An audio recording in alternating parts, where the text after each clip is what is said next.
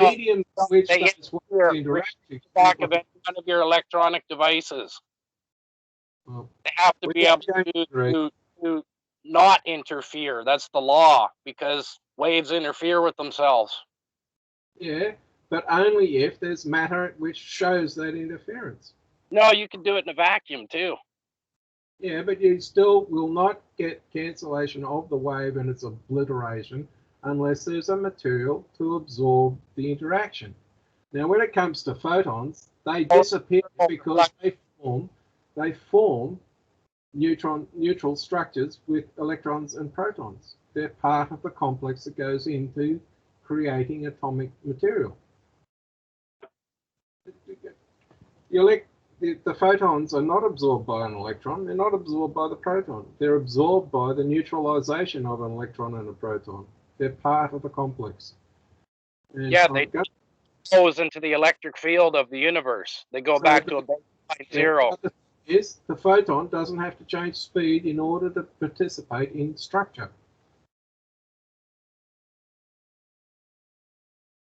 It doesn't even have to disappear. So I'm gonna wrap up this cosmology. I'm gonna wrap up this cosmology section because I want us to talk about something else for a little bit. But I do want to point out, like, again, I have not said that your theory is wrong. I have said that your theory is welcome to exist up until the point that there's empirical disproving of that. That's how science works. It only disproves things. It doesn't prove things. So that's how we improve the model. We eliminate bad models. And up until then, you're welcome to have your pet primary number theory and all that. But what has already been shown is that photons cannot be particles. They can be modeled as particles. They can be modeled as waves, but they're neither thing. There's some form of circuit, and most of us maintain it's a Birkeland current. But until we quote slice open an individual photon stream, then we're not going to really know for sure, are we? We're just going to know about the polarity structure. But Vicinti has provided us the model for 90-degree phase rotation when it has to do with negatives. And so I'm not going to personally, in my description of the power of numbers, include new definitions of prime numbers. But I will say that there's not really a way to disprove at this time your particular method. I would say that we all should probably refer to the work that Jason has mentioned, and so if he could provide a link, then I can put it in the description. Yeah, no, definitely. What I'd like to move to is talking about either something like this, where can everybody see the screen? Yeah. Yes, sir. Just before we move on, this is me talking about torque and asymmetric super weapons. Go ahead. Final thought. We need to understand, for the audience needs to understand, the argument between particle and wave drivers of the universe in terms of what it does has been going on now since the 1750s, right? And a lot of clever brains have been applied to try and show one way or the other one of them's wrong, and they've all failed. Wrong for 300 years. For 300 years, you're saying we've had the same experiment give the same result every single time. What I'm saying is our explanation of what's observed has been an argument between particle and wave theory, and neither of them have been shown to be the comprehensive solution. It's unfortunate. It's just that the experiment doesn't give you the solution that you want, so you're gonna start inventing things. Well, the issue I have here is we have black holes, all this other stuff. We have descriptions that exist that are not proven true because we have experimental evidence that shows that it's not true. So therefore, our speculation, our claims as to what are happening can't be right. That's right. We have 150 years, maybe more, of an experiment that shows there's no particle. Well, that's not. I'm gonna side with Jason here. I'm gonna come down on the side with Jason on account of the fact that your book is it reads as a philosophy and as a critique, but you haven't provided any of the citations yet. So until you provide those, the audience has no way of judging especially if you talk about so-called throwing the baby out with the bathwater in terms of changing the definition of what you include as a prime number, for example. So if that happens, you need to provide some kind of citation. Sorry, it just needs to happen that way. Well, I can't. And what Jason claimed is true, that the quantum physics experiments keep getting the same results for over 100 years. And the quantum goes back to the 1880s. No, I'm not going to accept this. First of all, well, you don't have to accept it. We are going to move on though, because I want to talk about something else. I cannot cite mathematics that does not exist. Right? We're going to move on because I want to talk about some different subjects. Experiments is that the data has been cherry picked and presented in such a fashion that their design solution works. Skype doesn't come with a mute function, but you're going to have to accept that we are all agreeing to disagree. We're proving out the theory of the law of resonance that there's a dissonance. There's a dissonance here.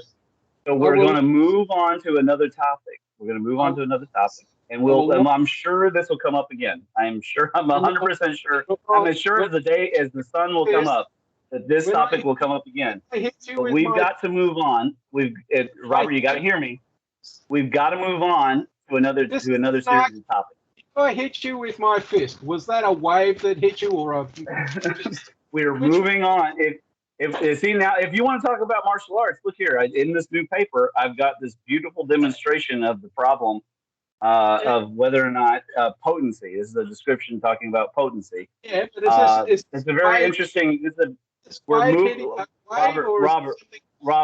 We're moving on from, because we have already now 3 parts to that that we'll post, and I'm sure that it will come up again. So in this, it's interesting that you bring up the punch thing again, because I use that analogy a lot. On the left, you have Elon, and he's using his iron body technique. And then on the right is Elon being surprised when that iron body ceases to work because there's a hitch in his application. This is the same guy, same technique. And it's an ancient technology. It's been around a long time. Of course, you beat the body until you are quite tough. But it's not only about that. There's a physics applied that involves leaning forward and using and transferring the energy from the strike down to the earth. However, over here, what I'm discussing is the discussion of penetrative power. In order for power to be important, it has to penetrate, and that's what I'm calling potency. So, of course, this entire paper is a discussion of technology and the zeroth war domain. The ability of the fellow on the right to locate one of those, and he's quite lucky actually, but he's got really good science. He's got really good fight science as compared to the guy on the left, and he has located that SI-17 point and punches the button, and that is when Elon's reality collapses into this truth, which is that iron body does work, but also it is not infallible. So it is an incomplete way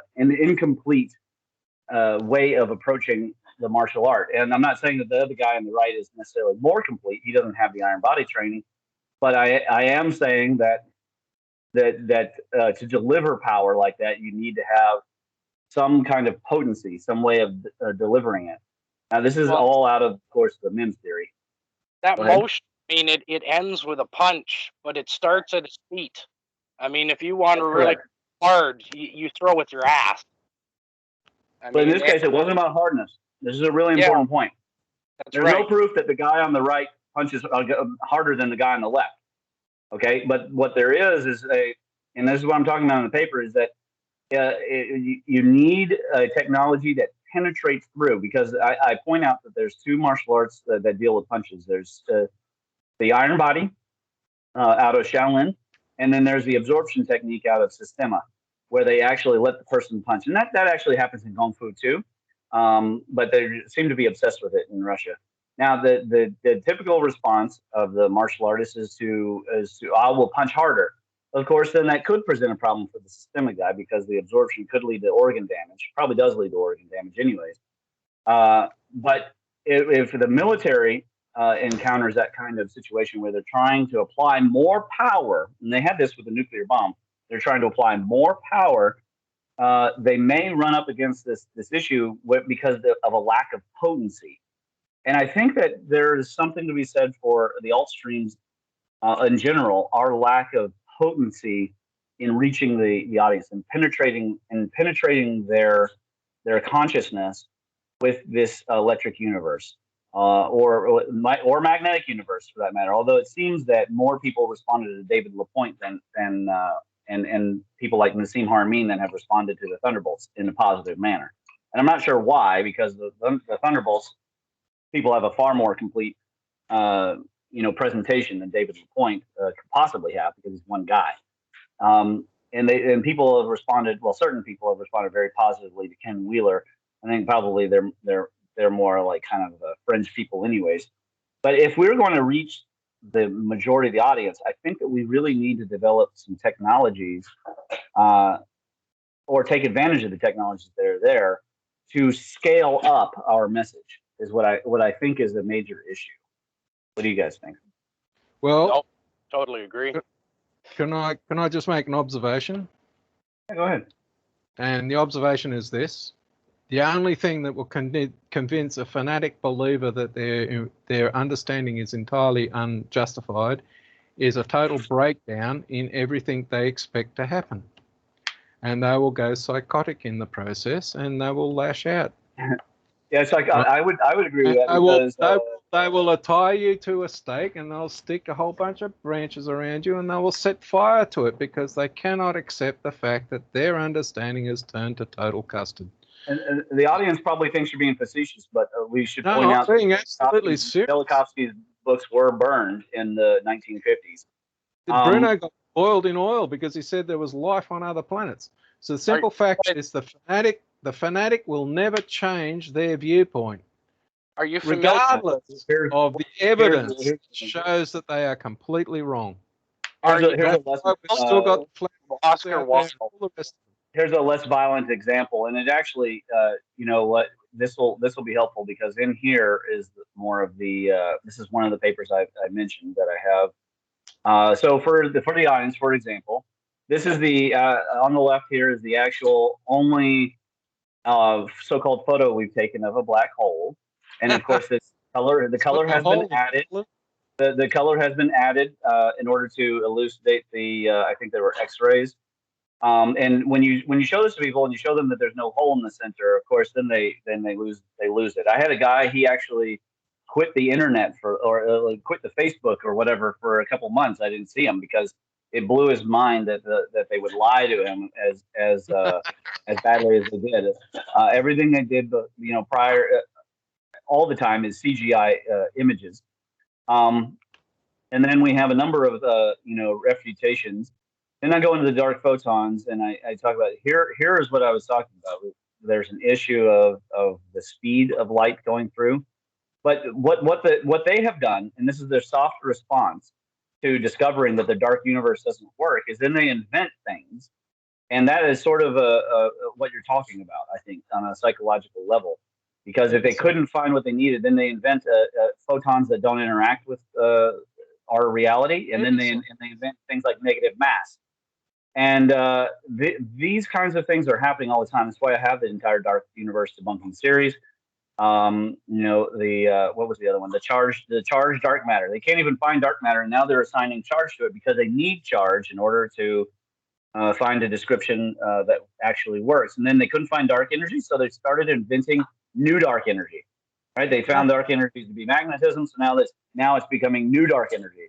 And this is what you're basically asserting, although this is a much less violent reaction. It's absolutely nothing new. Back when the argument was between Platonic cosmology and the heliocentric model, the Platonic guys who had spent 30 years trying to understand the mathematics kept inventing more and more stuff to make their model work against the observations that were being made. And the heliocentric approach didn't require all the bullshit. And what you've got with dark energy and all the rest of it is this behavior can be explained in pure electromagnetic terms, and you don't need the rest of the crap that the quantum dark energy crowd need to have for their speculation to continue to work. The simple fact is that the standard cosmology that's being promoted, gravity drives nuclear fusion and all the rest of that stuff, has evidence against that model that says that I can get a Farnsworth fuser, and there are videos on YouTube, that if I plug it into an AC power socket and I feed this device a tritium gas supply, I will get nuclear fusion inside a glass jar that doesn't blow the entire planet to bits. And furthermore, I don't need a stellar gravitational mass to make this thing work. Now, that alone proves, beyond a shadow of a doubt, before Sapphire ever existed, that the gravitational model for cosmology in terms of producing nuclear fusion is total rubbish. And if that's total rubbish, then you've got to question the entire speculation that exists out there that says stars form with matter accreting and producing sufficient whatever to produce nuclear fusion. It's not required. And for that reason alone, the model's wrong. Right? Now we get the Sapphire project come along, and they have an electrical input into a vacuum chamber into which they provide vacuum quality gas, and lo and behold, we get stellar behavior that we observe from the sun. Now, you've got to ask yourself the question, which model works? Both of them. I mean, the guys that built the bomb, the atomic bomb, they already knew this. That's why the atomic bomb is designed as a double layer discharge. Okay, you got to implode the thing down to critical mass before it springs. Yeah, but for the atomic bomb to work, I don't need a stellar quantity of mass. They see the fusion within the double layers. Yeah, but I don't need a stellar mass to get the nuclear fusion device to go off. No, you need an arc welder. Yeah, exactly. So it's an electrical result. It's a phenomenon due to electrical behavior, and it's not a phenomenon due to gravitational behavior. The two things agree 100%. do not just the result. So this is why I'm saying that if we're going to go down the path of the model and the evidence, if the evidence is not supported, does not support the model, then the model must be wrong. And we've got to stop, desiring the way we want to believe things to occur as the way they actually do occur.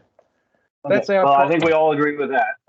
But as stated, we're going to close that topic. I want to talk about some of these other topics. So one thing is that I've put out, and the audience may be interested to know, that I've put out a couple of new MIMS articles. One that's been popular is the meditation one, but the one I wanted to focus on is probably the DSER one. Because it's interesting, as soon as I put out this already, the universe responded with some evidence that I'm on the right track. It's kind of an interesting paper, and just a throwback so that people know, on the bottom of the directory now, there is a list of the NIMS categories, and also on our standards page, there is now a list of naming conventions down here at the bottom. So if they go to write a paper, they can use a naming convention and actually start putting out some organized material. In this paper that I just put it out at the beginning of the week, I showed, well, here's our big G diagram, by the way, and we'll have to cover that, I guess, another time. Jason happened to post this about standing waves, and immediately, we see this property actually existing in the profits of the business. So this is a follow-up to a previous paper where I only had the first pulse, and now we have two pulses. And what was interesting is the asymmetry, because this is a linear scale on the left. So I found that to be incredibly fascinating. And one would also have thought that the if there was a standing wave, that it would be a quarterly, but it actually has a period of like 22 weeks. That was pretty interesting. Then there was an interaction in the financial velocity also of two different forms of data. One is a company savings account, and the other one is a personal cryptocurrency. And we see, so the first arrow on the left was what initiated the original paper, and then there have been multiple ways that the data seems to interact, and there may have been some kind of inflationary force that was happening. So I talk about that in here. And another thing that Jason provided was this a paper about the counter-rotating vortex pair. So is there a possibility of a Diether Birkeland current? So that's an interesting application here of the PIM cosmology. And I did happen to mention the Senti's vortex algebra explanation of the 90-degree rotation.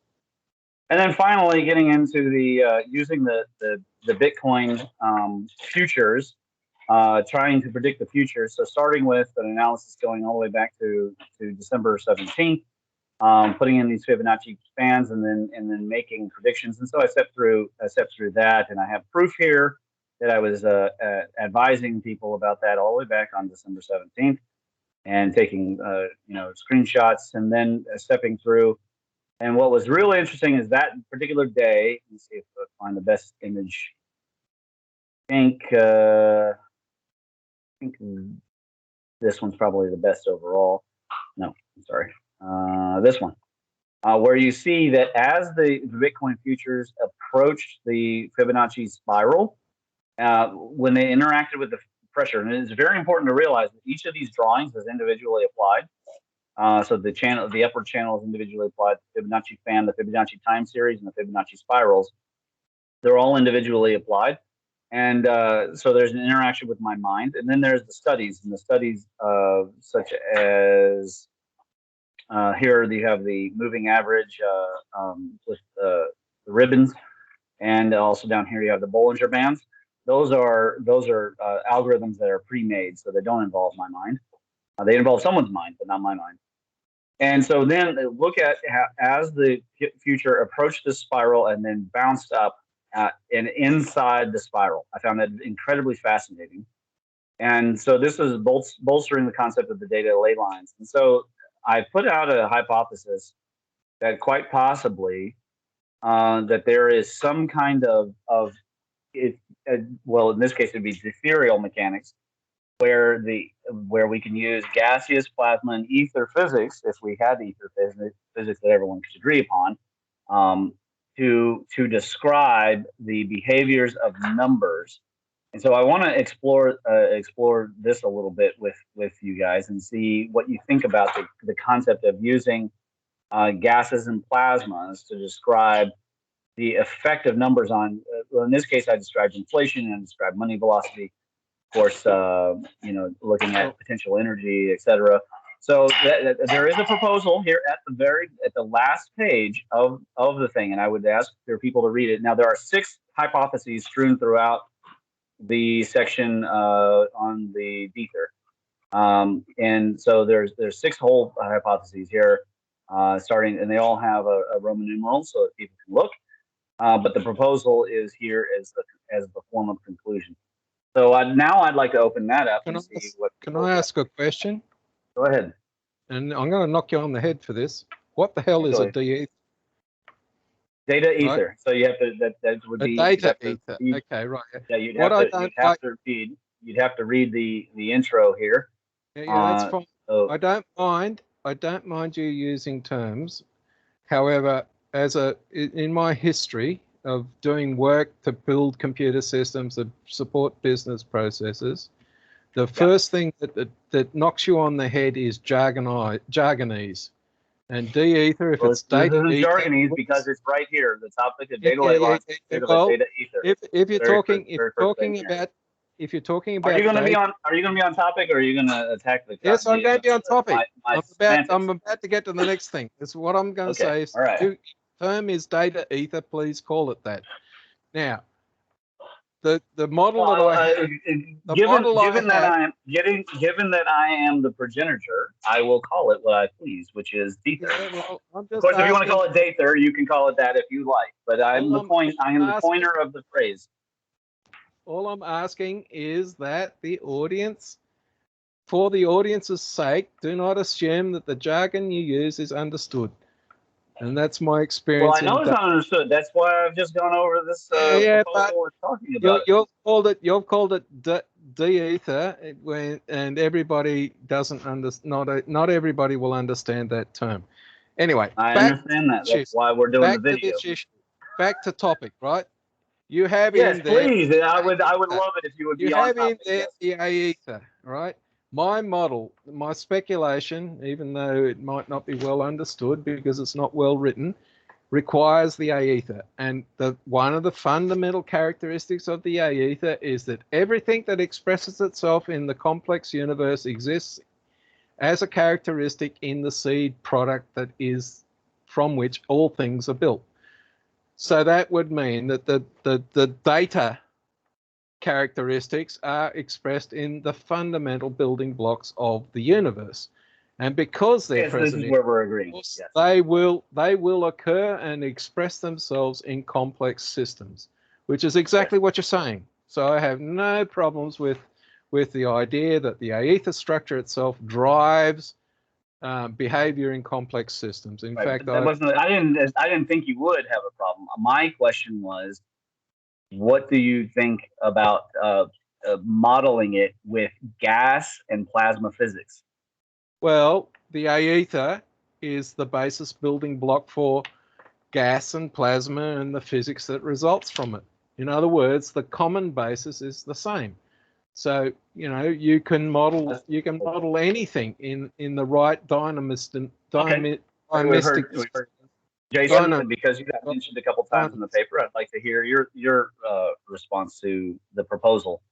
No, I clued in right away, Ramon, and it's an awesome idea. I mean, if space is the ether, aether, then cyberspace nonetheless would be data ether. It's a great.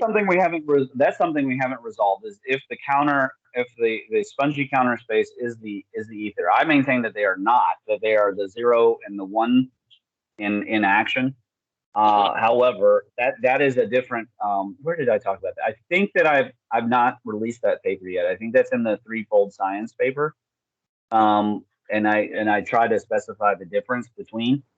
Because my picturing of the spongy counter space is the inversion of everything that's measurable. And I see the ether as part of our experience, as part of what we're experiencing. And so, but the difference is I'm not proposing that the spongy counter space is not interacting with us like they do with the dark universe, but that it is fully interactive and that it is the place that absorbs our entropy and turns it back to order.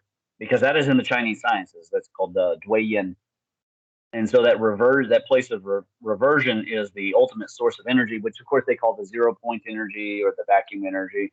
That's a different. Now that is a paper that I did cover. And if you want to respond to that while I pull this up, the comment I will go and say is that the data. That's Jason to respond to that. Let Jason respond to what I just said. No, there's a lot of philosophy that backs that up. And I mean, really, it comes down to once again, polarities and the darkness, the void versus the light and the everything. But at the same time, they're one and the same themselves. They're the inside out versions of themselves. And the universe that we experience is the amalgamation of the two, the yin and the yang.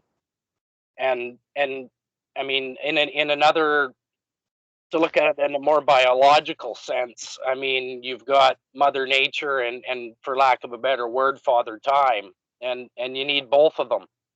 And that's really what everything grows out of in the system we find ourselves in. It is a duality in a way. And so I can totally grasp that type of philosophy and understanding, and it should compute right over to computers and computer physics. I mean, it seems quite logical. That would be a good segue for people who are interested in polar. I do have something under the pin. Let me tell the audience something. I'm not moving on. I'm just letting the audience know something.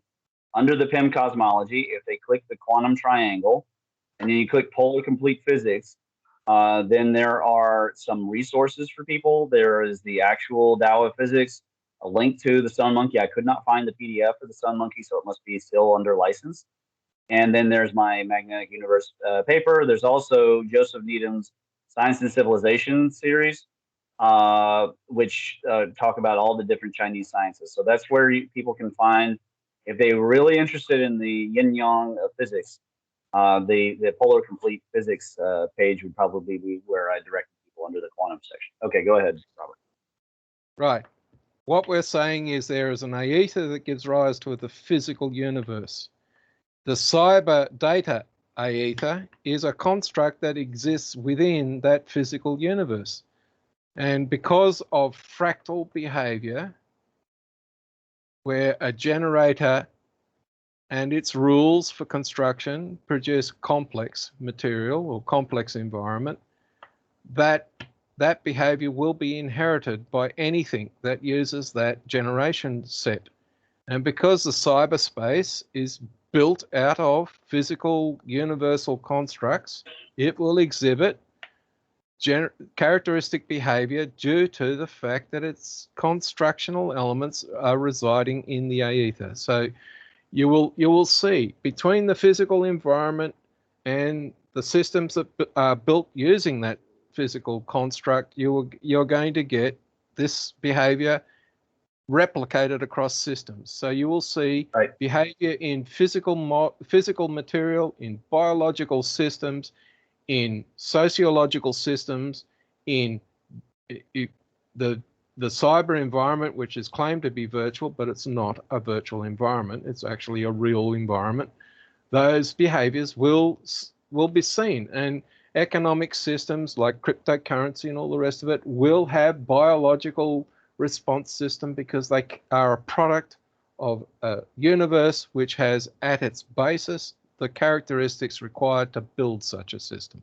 Yeah, so that's what my proposal for inherited behavior, and to claim my proposal for the ethereal mechanics is exactly that argument. And here, what happened is I went into work yesterday, and the model had opened up, and I want you to see here this middle green line is the average between the two Bollinger Bands. So you see the lower red one and the upper red one, and so it's predicting generally a sideways motion here.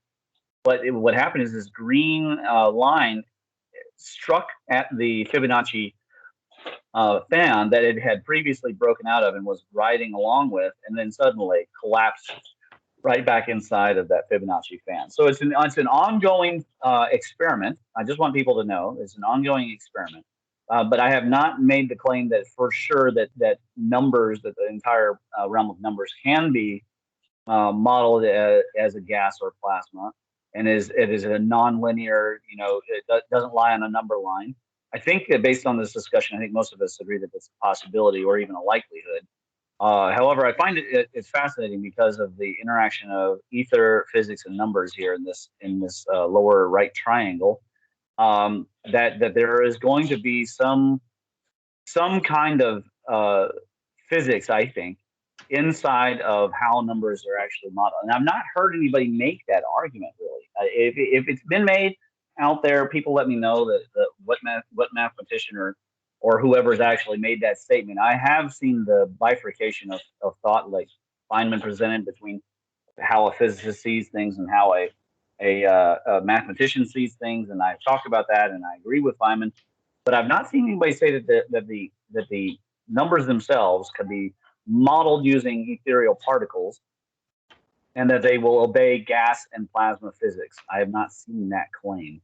Well, the issue is if we have a correct mathematics, which is a language of description, and it's based on the physical structure of the universe, then you are going to produce in the mathematics simulation of the actual universe, and anything that is constructed or constructible in the universe.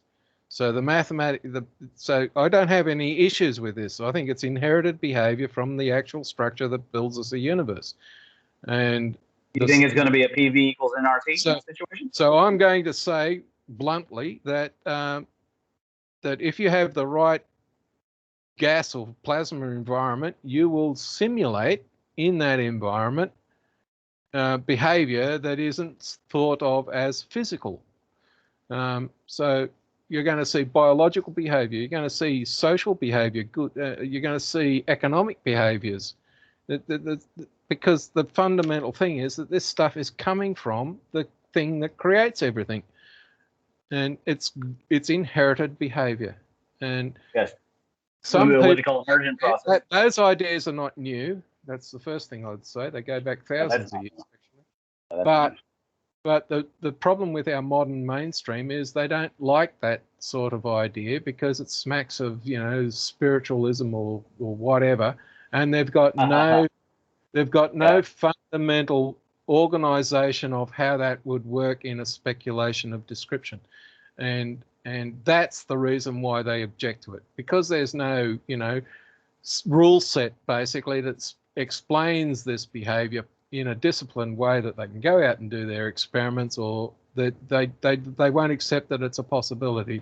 You know, you can go to doctors and they'll talk about medical miracles, and the doctors have been told that, you know, 6,000 people prayed for this person and suddenly they were healed, and the doctor doesn't want to hear the prayed bit. All they've got is an unexplained. All they've got is an unexplained. There is a video out there of a doctor trying to explain Tibetan death meditation, and it's pretty funny because he ends up saying, "Well, yes, there's this. I've confirmed this person is dead. This lama is dead, and that he is that appears to be in a meditative state.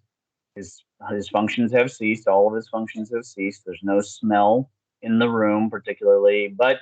I can explain this. He doesn't say I can. He basically implies that Western science is currently done can explain it as some kind of byproduct of a weird chronic disease or a cancer. And I thought, well, has he ever been in a cancer ward? Because it smells awful. It doesn't smell like life. It smells like death. And so there is something happening the doctor can't explain. So he tries to come up with some ridiculous flim-flammer. Instead of just saying, I can't explain it. It's like when general relativity theorist answers the child with a whole bunch of mess, and the child just kind of looked at him like, he says, does that make sense? And the child's like, yeah, no, not really. And the guy laughs because the child is the silly one. Yeah, the problem with the doctor is this. His fundamentalist belief system in medicine does not support the evidence that he has got. And he refuses to accept the evidence because he is wholly committed to his fundamental belief system. He is refusing to accept the evidence, and he is refusing to change his basis of understanding. And it's the loss for the doctor. You know, the rest of us can get our head around it, but he shouldn't be a doctor anymore. You know, he is not prepared to accept. I don't know if that means he can't help people in Tibet. It just means that he doesn't understand the level of consciousness. The Tibetan psychology is well known to be the most sophisticated. Whether or not it's correct, it's the most complicated and sophisticated psychology on the planet in the history. Yeah, but it has real evidence backing up its. Of course, it does. Its characteristics. Now, the fact that the doctor doesn't want to accept that evidence doesn't mean that his. Well, I don't know. He might be a Tibetan Buddhist. Yeah, but he's over there in Nepal for some reason, right? He's probably a Tibetan Buddhist, but what he's running up into is what is called you could call it a competency ceiling, or you could just say he's encountering a paradigm challenge, and whether or not he's able to take the next step and then watch the documentary, the Unmistaken Child, and accept the evidence that shows that reincarnation happens. Whether or not he can do that, I don't know, and that's the problem with inculcation education. Education by inculcation is a really serious issue. It's brainwashing fundamentalism. It comes down to doctors are the highest paid amateurs in the world. A doctor goes through school to be indoctrinated, then they get their doctorate, and then they start to practice.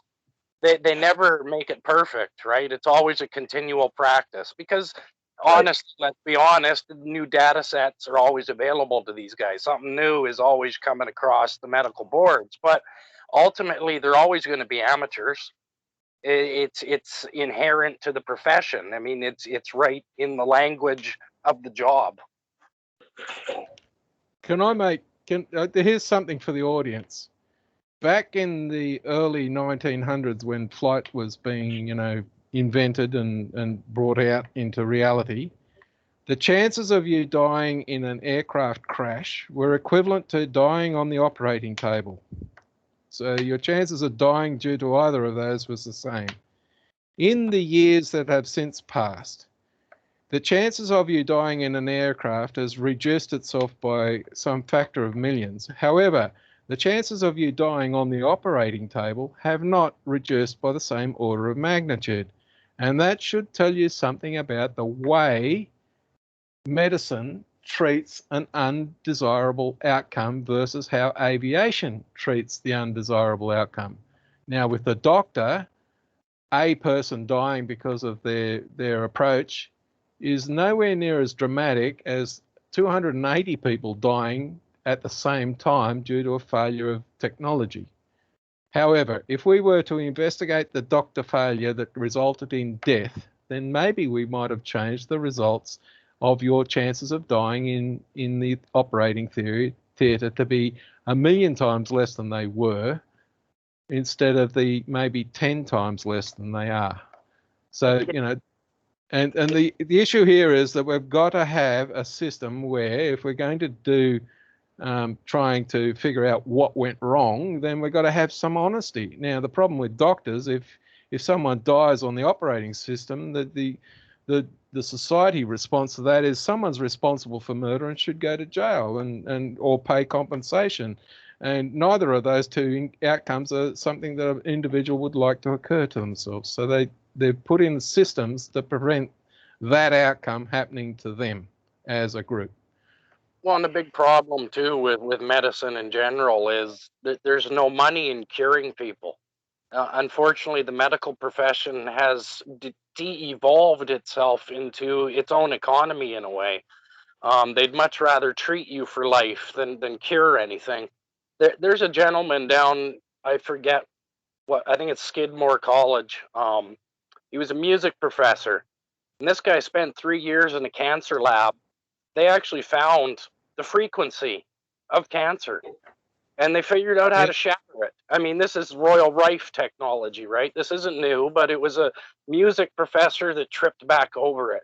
But because this is a cure, I mean, they're throwing it away. They're hiding it, right? This will never come. Can you provide the information for that? Is that musician personal reason? My question is that musician still breathing? Yes. Has the medical and pharmaceutical industry killed him like they have done in the past to similar outcomes? Now, Dr. Rifle was killed. Dr. Rifle was killed in 1939, and people that have progressed or discovered that technique independently have been taken out. In France, it was the mafia that took the guy out. In America, the FDA forced the doctor to transition countries. So you've got the pharmaceutical industry is only interested in one thing, and that's pushing out poisons into the environment that don't necessarily do anything other than poison people. Modern medicine in the Western environment, it only knows one thing: how to kill stuff. They don't know how to give life back to something that's already dead. And until it can achieve that, it's not medicine. So I want to bring up, and I'm sorry for the shift in the discussion, but on the online main directory page for the EPNC, first of all, obviously people can scroll down and see the different categories for the MIMS, but another new thing that is on here, and I haven't mentioned. Okay, so you run across people that say we don't have this or that, we don't have things. They make claims like that, and they just make the claim. Well, this is a document that my assistant and I put together all the way back still, even before these new papers. This is 2019, 200 and some different pages of tables and figures. And you can see the different, I'm not going to go through all the topics. People can go through the topics. But as I was looking here because one of the people in the all stream, like immediately first thing they didn't like the date of this. So one thing I will say to people, look, okay, I'm just going based off of Plato here. Okay, and if you think you have a better thing, feel free to put together 200 and some pages of data. If your first thing to do is to attack the first page, then you are missing the forest for the trees. But that's not the table that I wanted to actually focus on. Although there's some really good stuff here. There's some really good stuff here. Well, I'm sure James Conway would not like hearing you say that, but my point is they're more than welcome to focus on the body of work rather than the individual, because there's something like I think in here that there's like something like 400 citations just by copying and pasting. Okay, so all I did was copy and paste out of the papers, and it brought the citations over. It's over 400. So it was this table. So when people say you don't have references or you don't have things, this table alone, there is a series of links. This comes out of the On the Origins of Religions paper, which, by the way, was my first EPEMC paper. So I think I can be forgiven that it's not a perfect paper, but it was pretty well engineered. And how I started with that was I actually went and found the links to as many things as I could, showing that we had strong evidence that the mainstream was wrong or lying or fraudulent. And so there is a consistent series of links in here, and not all of them, by the way. There would be more citations, but not all of them. In my first paper, did I have my assistant go and actually make a individual citation. Some of them I actually would provide insert a footnote, and some of them I didn't. Some of them are just links. And so, just this table alone, I would like to see any of them, Professor Dave or whoever, actually respond to even just one table of the work that we have now. And then, of course, you go on to table 5, which also came out of On the Origins of Religions. And I mean, to the average audience member, this speaks volumes to itself, because people usually don't know about these things. They don't know about the counter-rotating cylinders in the atmosphere of Jupiter, for example, or Andy Hall's Mars of the Pentecote crater, or the Eye of the Sahara. Most people do not know about the Reshat in the first place. So there's a lot of Andy Hall structures on here. There's all sorts of work. Just this table alone, which came out of I think this is towards the end of if it's not in the appendices of the On the Origins of Religion. Very, very useful. And the whole document goes like that. It's just nothing but tables and figures right out of my work. So this is the actual stone. Do you hear people talk about the stones? Here's the actual stones. Here's their data. That's that, and I put that together. Here's the relative speed of sound within the air, the water, the iron, and the Earth's crust. Okay, and people can look and decide what they think about what the core of the Earth. So it's continual. Here's one of my favorite ones. The ratios of the number of satellites and planetoids. In all the gas giants, it's actually, obviously the planet Uranus has the most satellites per mass, but the sun is way out of order.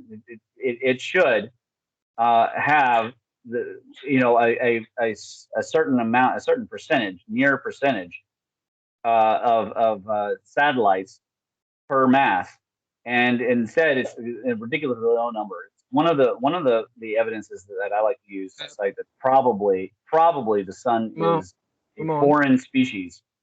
Ramon, going back to the sun. Yep. Right. What is the definition of a satellite for the sun?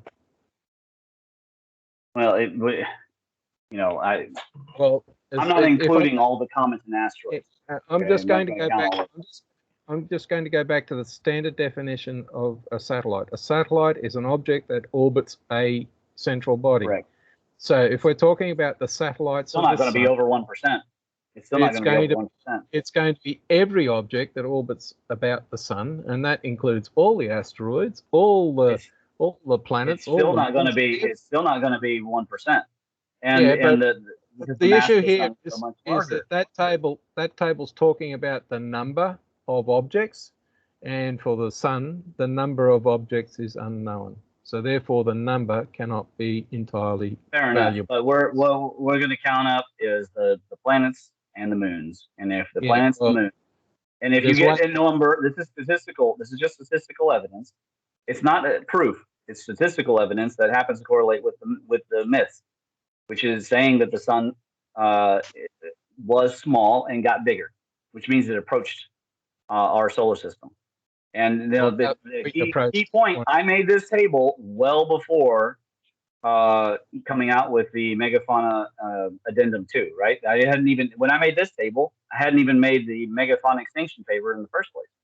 So let alone gotten to the point where, you know, the dwarf star was murdered by the sun. That wasn't where we had gotten to. This is one of my favorite tables, of course, the various scales of electricity in space. That's all standard model too. All these are standard. These are all mainstream publications. You got Harvard, you got UCLA, etc. So it goes on like this, and then it gets into the figures, which is also a really fun resource. I remember I made this not to show off. I made this so that people can quickly reference. Okay, Robert, this is for you. You can quickly get, as long as you cite either my work or the work that this stuff came from, you can quickly grab bunches of evidence for your use. That's why I've made this document. So, you know, here showing how the Birkeland currents are so much more efficient at carrying electricity. You know, of course, this is actually out of the Jabuzza paper, and then you have Donald Scott's paper. You have Decenzi's paper. I have these images that I took and made in order for us to use. And so these, of course, this is all out of the magnetic universe theory paper. All of this material is here for your use. And of course, if you want to get at the Google Doc level, then I think there may be a link at the very beginning. If not, I can provide one. I think that there is one. Document, anyway. Yeah, document best viewed at right here. So when you click it, it goes to the Google Doc. You can make a copy and paste an attribution to the original author and to me, whatever is necessary and well. But this resource is here. So when you hear people say that there is no, like evidence or no, like we don't have anything, they're full of crap. And you can either hit them with the Wiley text, the electric currents and geospace and beyond, or you can hit them with this one. And they're not going to be able to respond to it because it's what. Let's look at the final tally there. I can't remember. It's many. It's a lot of 40 pages. 485 in the references. Plus what I told you is in that table that wasn't necessarily typed up by my. So you can copy these citations. Another one. Yeah. That's one difference about my cosmology system and others. This is an open source cosmology. People can use what is here. That's why I built it. It's cool. My speculation is not ready for publication by any means. I'm still trying to figure out some of the. That's why you can get any data that you need. The thing is, some of the stuff you have in there, I don't agree with, and but here, what about these images you don't agree with? I don't have arguments about images that are real images. Okay, what I have a problem with is Maxwell's equations for reasons I've already published. Then don't copy and paste.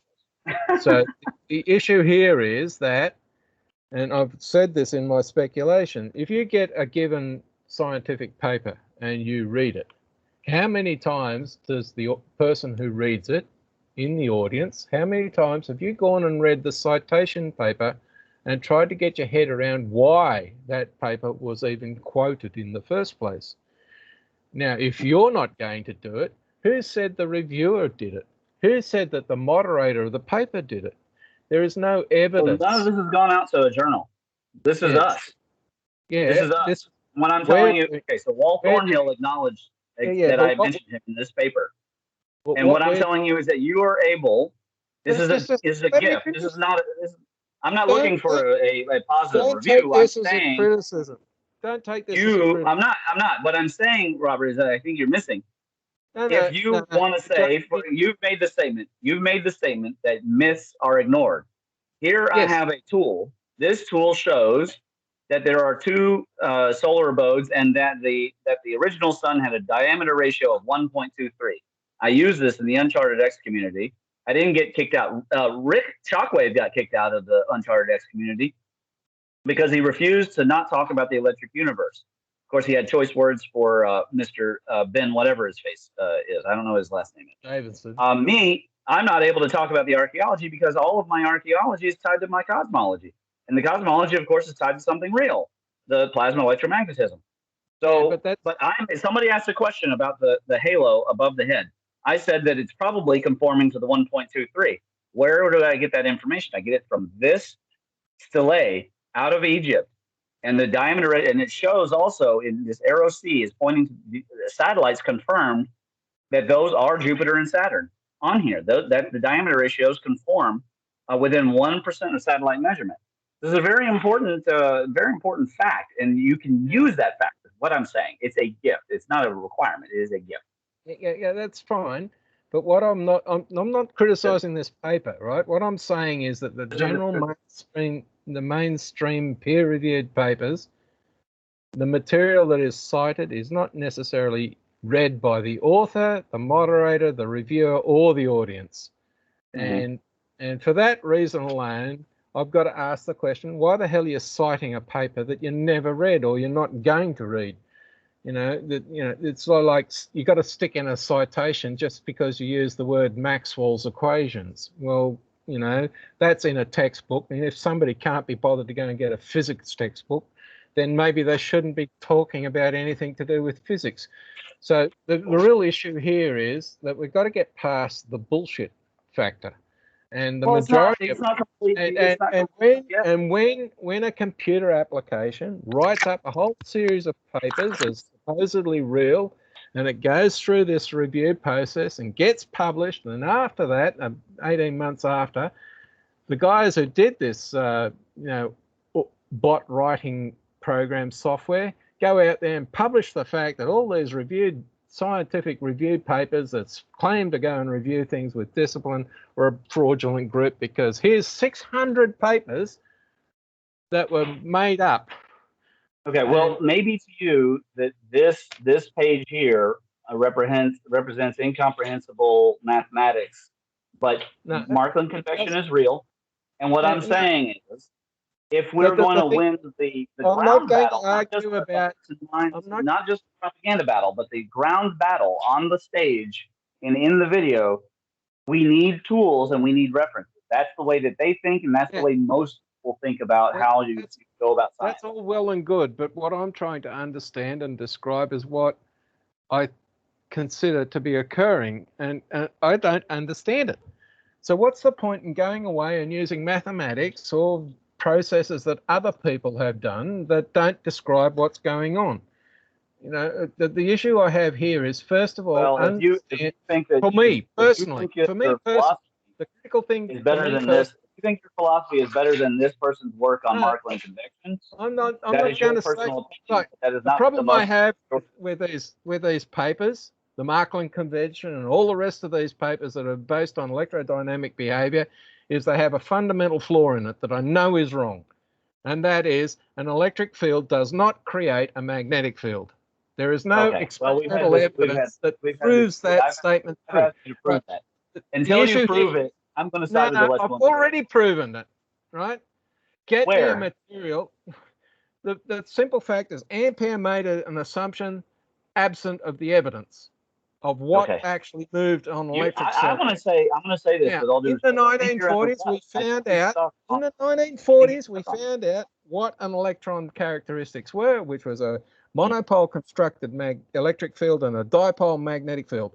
Now, if those things exist in the electron, there is no need for a cross-generation requirement in the equations. The reason being is the electric charge will interact electrically with the other electrical charges, and the magnetic dipole will interact with the magnetic dipoles of the other material. these things do not have to cross-generate each other because there is an alternative mechanism that you can use to describe the interaction. That is, until you've proven or experimented on this. You've got to provide an experiment. That's all I'm saying, because we have done I can't do the experiment. I cannot create matter that only has electrical characteristics and no magnetic characteristics of any kind, nor can I create magnetic matter that has no electrical characteristics. Right? That just goes to say that I think what you just said supports the electrical engineer. So we're going to just have to agree to disagree on that subject again. You've made this argument for weeks. Listen to me, Ramon. Stop interrupting. Hold on. You made this argument for weeks, okay? And we've all heard this argument. Until you show us. Refusing to accept it. Listen. If I'm going to prove that a magnetic charge is interacted by an electric charge field, right? I have a structure that is only an electric structure and a magnetic structure that's only magnetic. Now, if moving electric charge produces a magnetic field, I should be able to get this electric material only to move, and the magnetic material will respond. But I can't create the electric material. I can't create the magnetic material. I can't create an experiment that allows me to separate these two features from each other. Right? What I have is matter that's both electrical and magnetic, and these will interact. But Robert, what I'm telling you is that what it should be saying to you is something different than what you are responding to the universe. It's saying that you cannot have it without the law of polarity, and the polarity is always the yin and yang together. They're not separated ever. It's got nothing to do with polarity. Electricity is not magnetism. Electricity is not magnetics. These things are different. They're a polar pair, is what. Jason, am I saying this like a crazy person? The electric. Ramon, I'm with you 100%. Let Jason mediate here, because I feel that you're stuck on this, and I want to get somebody else to say it a different way. You're not listening, right? The electric structure has polarity of positive and negative, right? The magnetic structure has polarity of north and south, right? What we cannot prove because we can't do the experiment is that an electrical structure, there's only electric with no magnetic features in it whatsoever. Yes. Will produce a magnetic response. You're agreeing with the Chinese. They just took this step and said that you can have. You're not listening. You are not listening. The issue is. Why are you yelling? The issue here is the way I produce these results is I use material that is both electric and magnetic at the same time.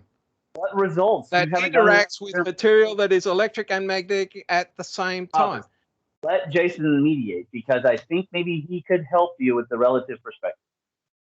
I mean, you look at a guitar, and especially an electric guitar, and you've got an electric oscillation in the string, and there is no magnetic. I mean, your strings aren't on a guitar. They don't attract or repel one another, not one bit, not until they're strummed, and then there's resonance, and then there's magnetic pickup. Question. Okay, that's how a guitar listens. It listens to the electric field with a magnetic pickup. Question. Is there atomic structure in the strings? Are the strings made up of electrons and protons? Do electrons and protons have an electric field structure and a magnetic field structure? So, does the pickup device contain atoms?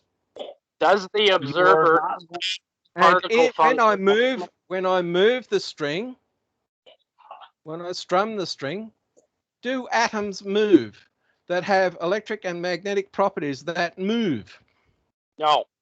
The string moves in a wave, in a resonance. All the rules of physics I understand. Well, you're not understanding what we're saying then. I think it's a language problem, not a physics problem. No, it's not a language problem. Hold on. You're making the assumption that you're understanding us, and that is a big major assumption. Look here on the screen. Okay? What I am saying is that we exist Our minds exist to the right of this asymptote. When we look back at the one, we always have to look through the filter of the polarity. We always do. It is not because the polarity is actually difference. It's because of a fault of the human consciousness arising at the level of 3, then the 5 phases, and then the 8 laws, and the 13, and then also all the way down to the everything. But we are obsessed with the unity. And even when we look back at the unity, because of the law of polarity, we continuously see various forms of polarity. The first one being the true nothingness, and then the actual nothingness, then being the nothing and the one, then being the difference between the force and the Lord or consciousness or God, however you want to say that. All of them, though, are 0 plus 1 is 1. They're always 0 plus 1 is 1. There's only one. There's nothing else. But for us, when we look back through the asymptote, because of the polarity, we will see differences. And those differences will cause us to have an obsessive need to separate them. But there is no difference between electricity and magnetism. That is a human frailty that comes from the consciousness. Is not actually the brain. The brain is an error-ridden approximator of the actual event. There's noise in our brain. There is a limited, finite capacity of this material to approximate the actual reality. But the closer we try, the faster we evolve. And that's the only thing that we know for sure about human cosmogony. That's the only thing we know, because we can't decide between creationism and evolution. But they could be actually both happening, right? As we approximate ourselves back towards the one, we accelerate our intelligence and our symbology and our language. But no matter how well we do that, we're going to keep coming to this ineffable field, which we have thus far, no one has described better than the word Tao. And the void, we are obsessed with the void, but we can't even stop polarizing the void. So the Buddhists and the Taoists both talked about true emptiness and false emptiness. And they said that the true emptiness is not empty, because there's always the one arising from it. And now we're talking about, of course, the counter space and the ether. Okay, but the polarity is always there. The duality is only the one property of the polar physics, which is the mutual opposing. That's the only time the duality comes into play. The other properties of polarity are different. There's mutual generation, mutual infinite divisibility, mutual control. The fact that there's always one within the other. You cannot have the yin without the yang. You're asking for an experiment where there's only a yang and never a yin. That never can happen, according to the Chinese. And that's why I recommend that you read Bruce Holbrook's book, because he's covered a lot of this ground very, very thoroughly using spectroscopy. Well, the issue I have here is philosophy doesn't make the universe. The universe doesn't go to philosophy school. Right? That may be true. That may be true, but it's a human understanding, and the different philosophies. But there's something being described as real. Will you please allow me to get through? The different philosophies produce different technological devices in the process, right? Now, the Western philosophy of science has produced physical devices that we think are useful. Whether they're good for us or not is another matter altogether. The Eastern philosophies have produced different sorts of technology, right? But the fundamental thing is that there is a human belief system driving our understanding of what is out there. And my issue here is that for Maxwell's equations, for Ampere's assumption, what we have is two possible explanations. One explanation is that this cross-generation feature is due to electric charge producing magnetic field. That's one solution. And a moving magnetic field will therefore produce electric response. That's one of the definitions or explanations that's available. The second definition that you can apply is that we know that the electron and proton have a monopolar charge, and a dipole magnetic field. And I can describe this interaction between these particles as purely electric for the electric charge characteristic and purely magnetic for the magnetic charge characteristic. And I will get the same physical result and be able to build my same physical devices. The question is, which of the two processes I have described is the correct one? Okay. Because you're missing out I on agree with all that you've said, but I don't see how that undoes the combination here of the Chinese polar complete physics, the work of Capra and Bruce Holbrook, and what I've outlaid here in the self-emergent question I have right here, right in front of you. The question I'm asking, going to ask, does this philosophy require the existence and produce the existence of electrical behavior and charge and magnetic behavior and charge and temperature behavior and time behavior and all the other behaviors? All of those are components. Are those characteristics? You asked me a question. Let me answer your question. You asked me a question. I haven't finished asking the question. The question is, let me answer the question. Let me finish the question. The question is, does this philosophy explain all the characteristics that we agree exist in Western physics? Yes. Now, you want to hear the answer? Why are you talking Earth then? Why am I talking what? When you say Earth and wood and all the rest of that stuff, what is the physical equivalent? If you look here, don't go anywhere, people. Gas, liquid, solid, EM, and plasma. It's right there. Yeah. Where are the elements? See that table? Hold on. You see the table in front of you? Yeah. Boom. Done. Okay. Where are the elements? Chinese.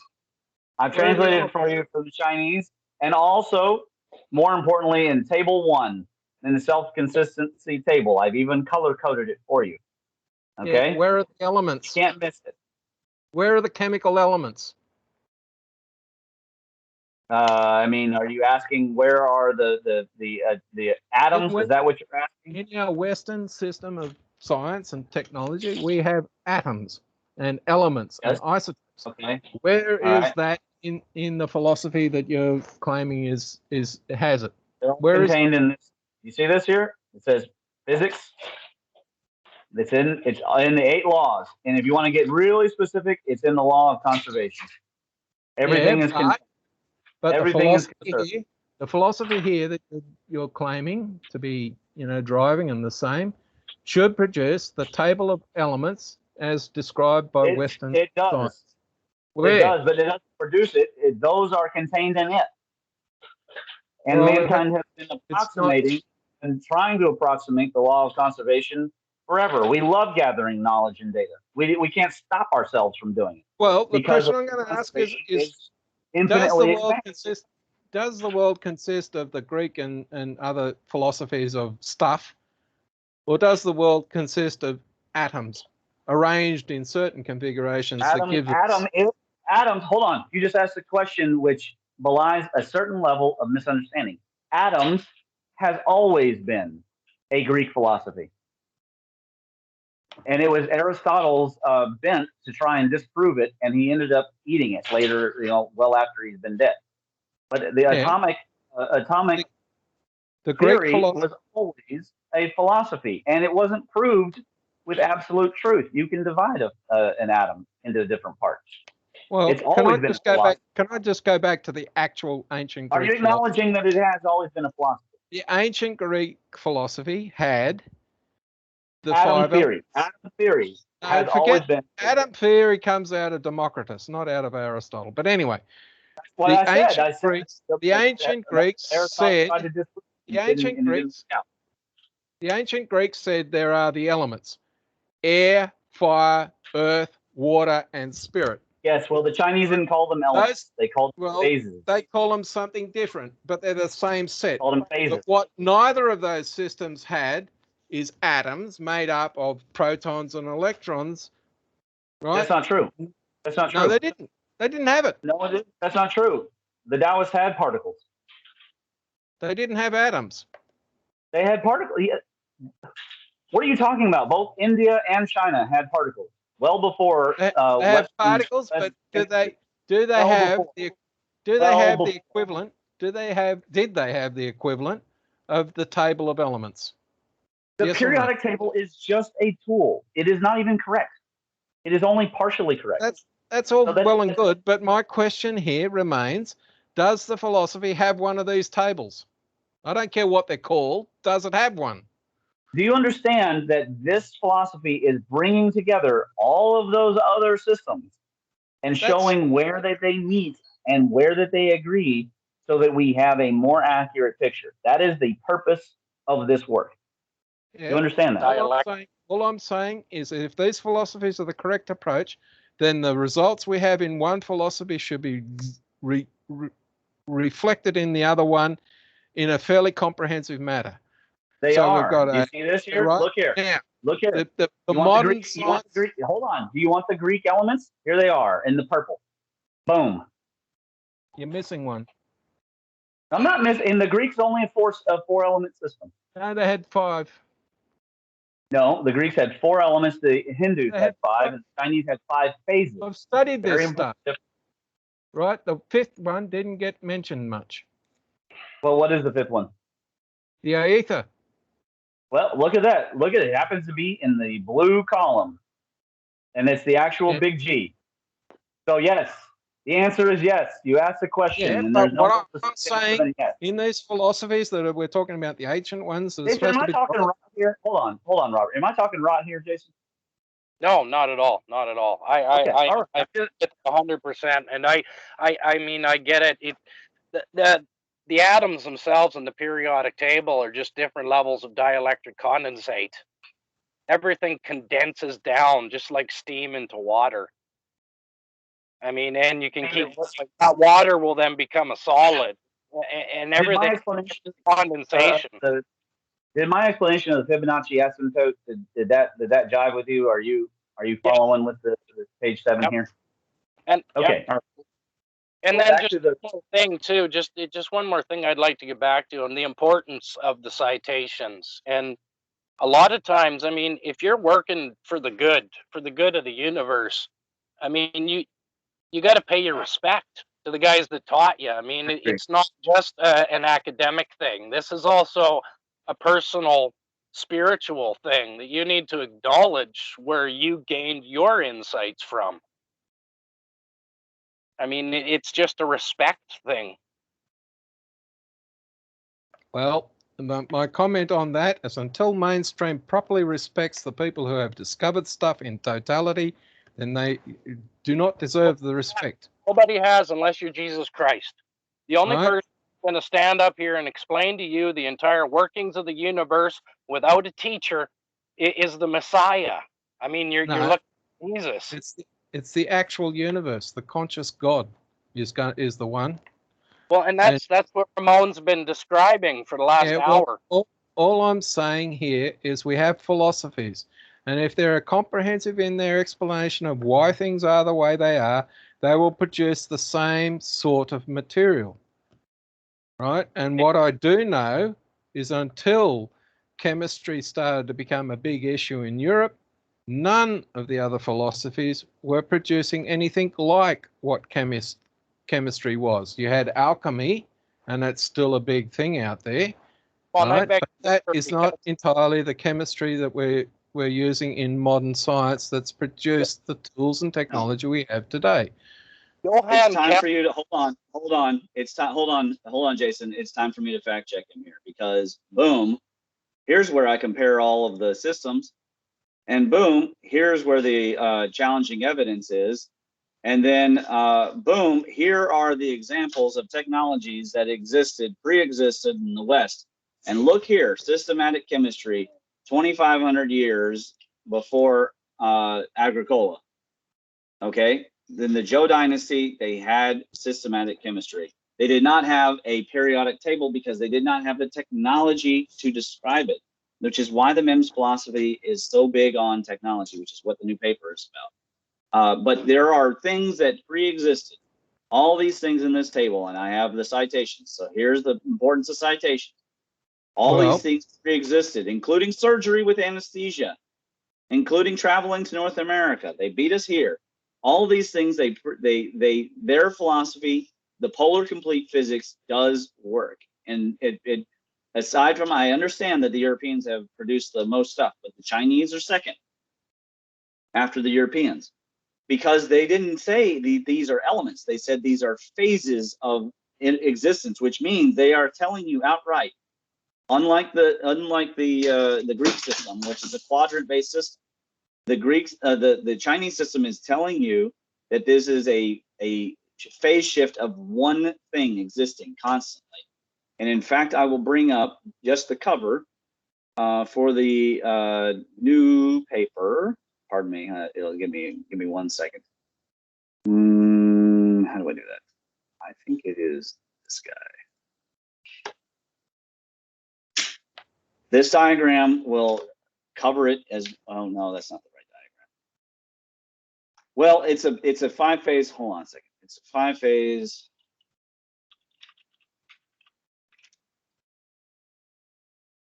And it's very important because a lot of people have not seen this diagram, more or less.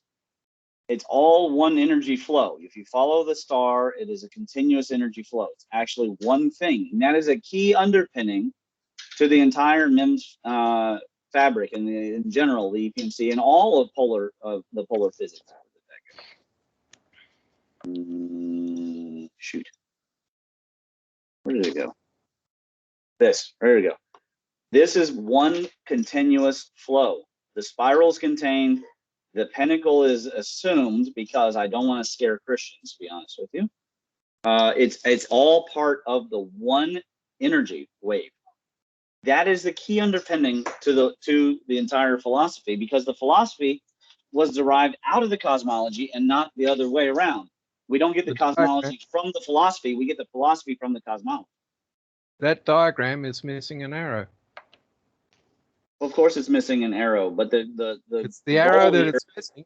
The arrow that is missing is from God to 0. Yes, but you're 0 to 1. That's you're having a whoosh moment. Do you understand the purpose of this diagram is not to finish that would be the original one. That you're describing the original one. Because if you pay attention, the issue here is that if you pay attention, fire generates earth. So the arrow on here is already going the opposite direction to show the alchemical truth. We already know anybody who's in the know about the 5 phases already knows it goes the other way. So with the arrows is a dual direction. Yeah, but the thing is, we're all products of an education within water. Go ahead. What'd you say?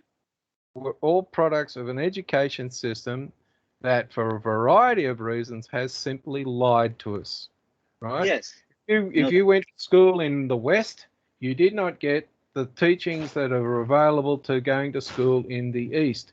And in the East, to get the correct teachings of the past, you have to go to the monasteries. You can't rely on the Communist Party's solution. That's why I've produced this document.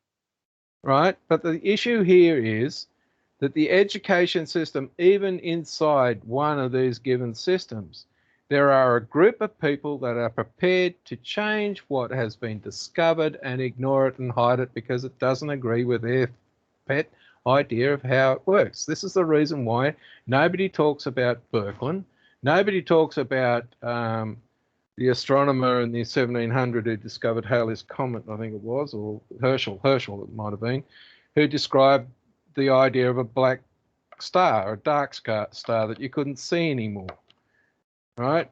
Who came up with the modern theory of black holes? Well, it wasn't Hawking and it wasn't bloody Penrose or any of those lot. It was a guy in the 1930s who was ignored by science. And we see this happen time and time again. There are people that criticize Einstein with fairly effective reasons why he was wrong, and none of it has been acknowledged.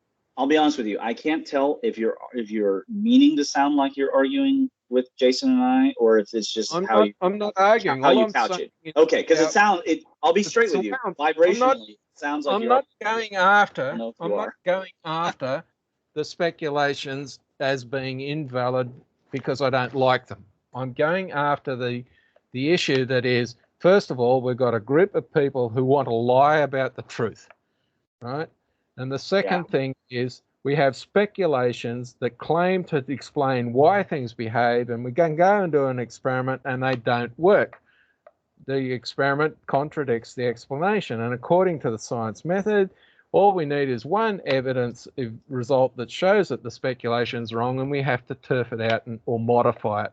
And quantum speculation and the modern cosmology group and archaeology and Egyptology and all the rest of the ologies out there that refuse to change their speculation in the face of evident fact do not deserve to be called science. They are pseudoscience. They're no different. We're already agreeing.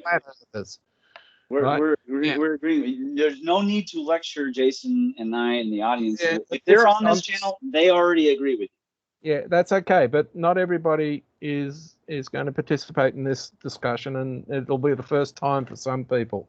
So I'm just being very clear. Okay. My understanding about how this universe works cannot be complete and cannot be correct in all cases for one very simple reason. I'm not God. Well, yeah. I don't know everything. So therefore, even though I think I might have an answer, it doesn't prove that I've got the right answer. Okay. But what we're trying to tell you is that other people have really good answers, and we want to cite those people and include them in the whole because they are computers too. Aristotle was wrong, but he wasn't completely wrong. So what I'm doing in the case of Maxwell's equation and the cross-generation between electric and magnetic fields is giving us an alternate solution for why this behavior occurs.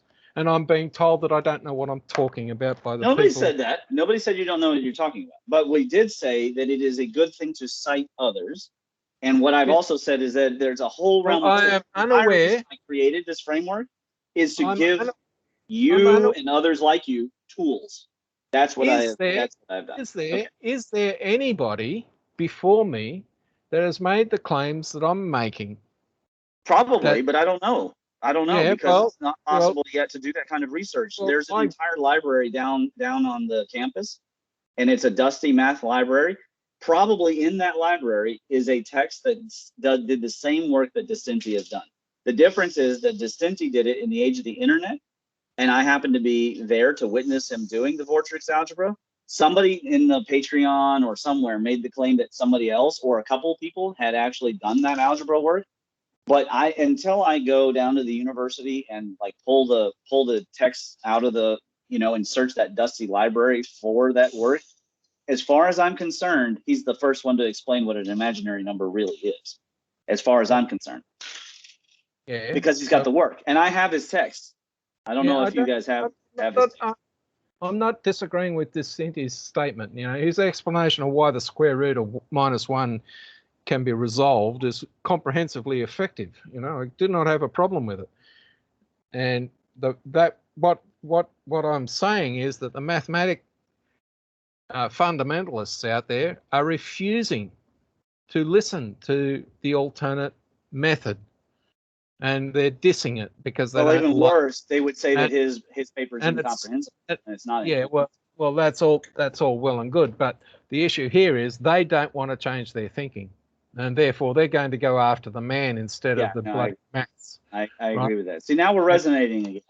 And the issue we're proving the resonance discussion again. Okay. So yeah, that's fine. But in the case of that I'm describing and having a real problem with that you guys are not agreeing with, is necessarily maybe don't go back to light. Don't go back. I swear to God, don't go back to light. That is one.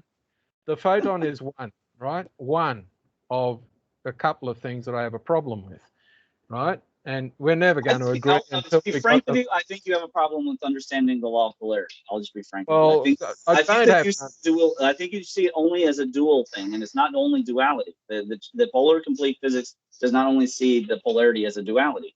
That's not the end of the topic. It's a complex of dualities, right? It's more than that. There are other properties. The Chinese have identified these for thousands of years. There are other properties. There's mutual generation, mutual control, infinite divisibility. Anyway, I'm not going to go down there, right? What we have is claims that are made. Claims that are being made.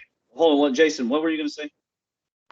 Just something quick. I mean, there is a couple thousand years of literature and thinking processes left to us by what anyone could really call ascended masters. And the real message is you'll never know the universe until you know yourself. And this is a fundamental truth about wisdom and a big problem with the difference between Western philosophy and Eastern philosophy. Western philosophy elevates intelligence, whereas the Eastern philosophy, it elevates wisdom. They're not the same thing, not one bit. You're right. It's an important distinction to make. But there's a good polarity between those two. Yes, 100%. The other. Yep, exactly. Just like you can't have a particle without a wave, and you can't have a wave without a particle. Whether or not either one of them exist is moot. They're the same thing.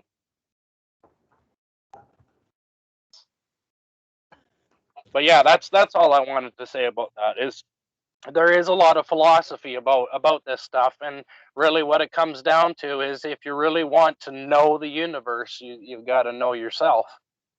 Yeah, and you got to do a lot. All this study is very important. And now gathering it as knowledge, I think it's more important to be able to refer back to it than it is to gather it in your head. But it is. I am still a Westerner, and so being a Westerner, I have an obsession with gathering knowledge. I've been told. Yep. I would say that my purpose of creating this document to create to give the tools to people, whether it's this magnetic universe paper where I go in and show that the magnetic people cannot be the only ones correct, or if it's the tool with figures and tables and etc. just for people to copy and paste from, and boom, if they use Google Docs, by the way, that copy and paste, it will automatically transfer those footnotes for you. The goal is to get away from the cult of the journals and who's accepted, who's cool, because DeCinti is just an engineer and he doesn't participate on the physics stack exchange, so he's not cool. We now have this era where people are stifling development, because if they had the internet back then with Weber, Maxwell, and Heaviside and Tesla, they would call them all cranks, and they would say what they're saying was impossible, and they would say that they need to be defunded and deplatformed and even canceled now, and pretty much, as Robert said, the next stage is to have them burned at the stake. That's exactly what would have happened to all of our best innovators of the 1800s. And the big difference between the Enlightenment and the Unlightenment. And post 1927 and the Enlightenment, we've gotten steadily more close to the Dark Age thinking, as if we've already figured it out, and we haven't figured it all out. And the truth is that these innovators often did not care one lick for the cults. Like Heaviside didn't give two flips about Lord Kelvin and his Royal Society, because he did a better job at approximating in a more simplistic math that could be used by electrical engineers. And then they robbed it, and we call it Maxwell's equations when we go into class. Those aren't Maxwell's equations; those are Heaviside's equations. Maxwell's equations were calculus based, and so it's a real shame. But now with the internet, the audience has the tools. Being this is an open source cosmology, just make sure you cite what you borrow, because that's what I do. I cite what I borrow. It's very important to bring in others' ideas and then build a framework that gets closer and closer to the truth. Joseph Needham, he did a really good job of looking at the Chinese work, but the one thing that he did, and it's just because of that Royal Society, he didn't allow himself to call it a science. He called it a pseudoscience, which is a real disservice to what the Chinese had done, what they were able to accomplish, and that's what I've shown in that paper, that actually they did have stuff that was done well before well before. So anyways, well, Europeans had to go to China to get gunpowder and all the rest of the technology that they used. So, you know. I didn't even put gunpowder in there because it's so obvious. But anyway, the issue I'm saying is that if we're going to talk about wisdom and knowledge and intelligence and all the rest of it, you are only going to be wise if you learn to be humble. And learning to be humble means that there is nothing I have done that is not necessarily a mistake. If we look at our entire life, I'm sure that we can find the majority of things we think we did the wrong thing. We made mistakes.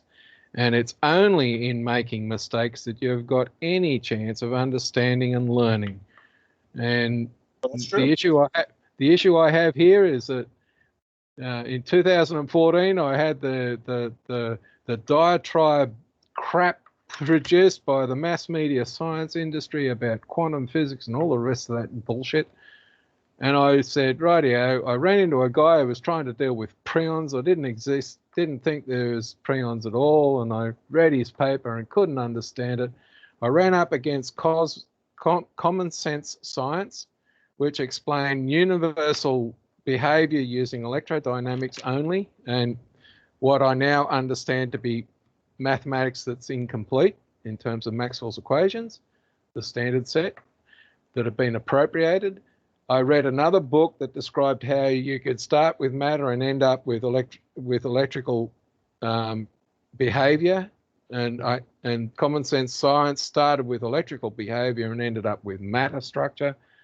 And I'm an information technologist who is supposed to build systems based upon observed system behavior. And what I know from my experience in career is that if I've got two different sets that appear to be fundamentally different to each other, and matter and electricity are, because one's gravitational, the other one isn't. If I can go from one to the other, and it doesn't matter which one I start with, there is an underlying structure that allows both to be viewed validly. And if we look at global philosophies, the same things apply. And that means there is an underlying structure in how things work that permits these apparently different philosophy systems that produce different results, but you can transform from one to the other. There must be I don't mind saying straight up, I'm a syncretist. And as a syncretist, I look for ways that things overlap in a Venn diagram. And then I go back and I find models that will describe that system. And then I build new systems of thought and of actual construct. I build these products for the people to use. I build these tools for people to cite out of that syncretic construct. Now, if you don't resonate with syncretism because you like to differentiate rather than integrate, that's fair enough, because I can do both. I can integrate or differentiate. Well, I like both directions of the calculus. But what I am trying to help you to see is that I have built these tools for you and not in spite of you. I've built them for you. And then now there's an entire framework where you do not have to go to the peer review cultists. And this entire framework is now, it's free to use. That is basically the total sum of everything that I've done. All well and good. Useful for me to verify my understanding. But what I am trying to do is to produce the underpinning model that allows me to have these different consequent fact-based solutions that are supported. You've answered You've answered your own question.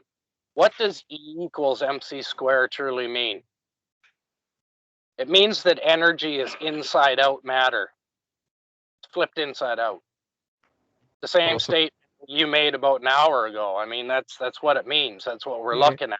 And this is why energy. Einstein did not come up with that equation. No, I agree. No, not at all. And he did not cite the source. Well, of course not. Because then you'd have to admit that he got it from his wife, who got it from Poincaré. Yeah. So the issue here is that the cosmology solution are claiming an attribution that is not valid. And if by the way, if the audience doesn't know about that, he actually paid his wife off to the hush hush money. He used the Nobel Prize money to pay her off for it. So that was their private deal. He got the credit and she got the money. If people don't know about that, then go look it up. It's freely available on. But the guy who actually developed the equation didn't get any attribution or recognition. He has attribution now in Wikipedia, so that's good news. It's like who discovered the pulsar, and how much did they get from it? Well, I don't know. I haven't done that deep dive. Pulsars. It was a woman who discovered the pulsar, but the guy who was running the money side of that experiment, who did not do much work, claims that because he was the guy in charge, he's the one who should get all the fame. Yeah, that's like Steve Jobs. He didn't do the bloody work. Steve Jobs invented the smartphone, right? You know, Steve Jobs obviously invented the smartphone. Him and his mate got the bloody recognition and the Nobel Prize, and the girl, the woman who actually discovered the damn thing, got nothing. And it comes back to blatant misogynistic, wearing the meat. It's all that Victorian. It's the Victorian Royal Society. Yes. Yeah, it's just failure to recognise who did the work, and that is a huge indictment in science as it is. You know, the people who want to use this material will not accept the fact that somebody else got there first, and they're trying to claim the credit. And Millikan made claims.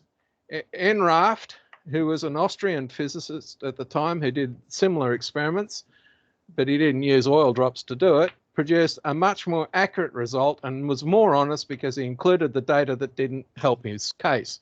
Whereas, and it's proven in the notebooks of Millikan himself, that he cherry-picked his data to make it look good for the US media so that America could claim that they found the value of electric charge. And that the only value of electric charge they ever discovered was that due to the electron. They never, ever, ever, in any case, determined the value of the proton charge.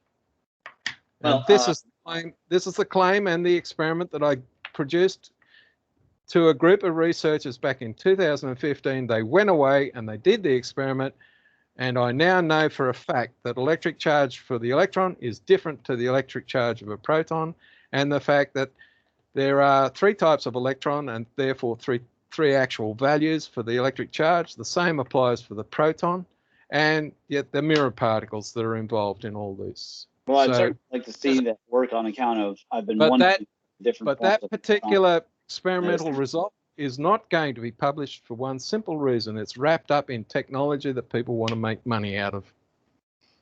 Well, that's unfortunate, but maybe we'll come about it a different way. I've discussed the differences between chi and charge. The overlaps are so similar, and yet there's some of the differences. And so the ether physics in this other explanation could be the key to it. But we're going to need data, not just because of the power of numbers, but because it's what convinces people.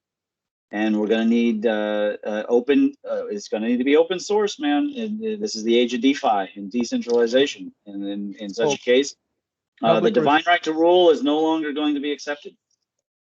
Well, it's still there.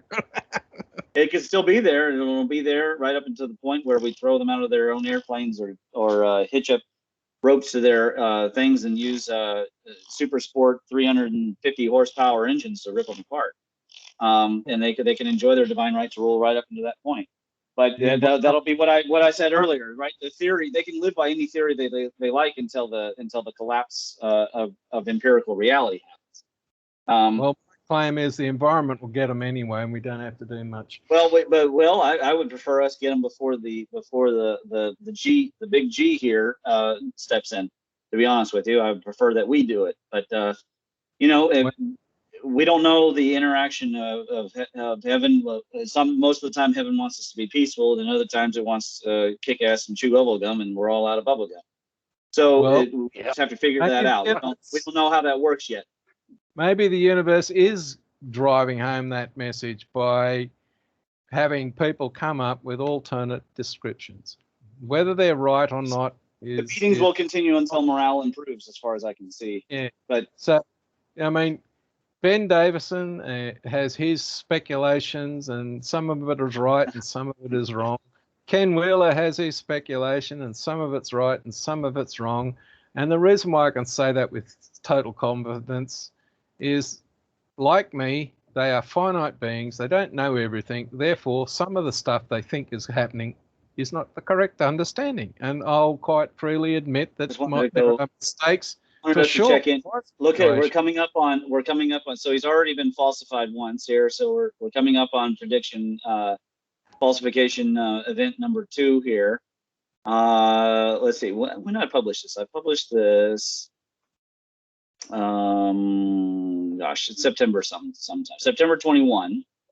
Okay, so September 13 had already happened according to him. All right, so then prediction dates here, we had October 15, November 5th, nothing as far as I know happened. Let's see, January 15th, nothing happened. So, or we have yet to come to so January 15th, we'll see.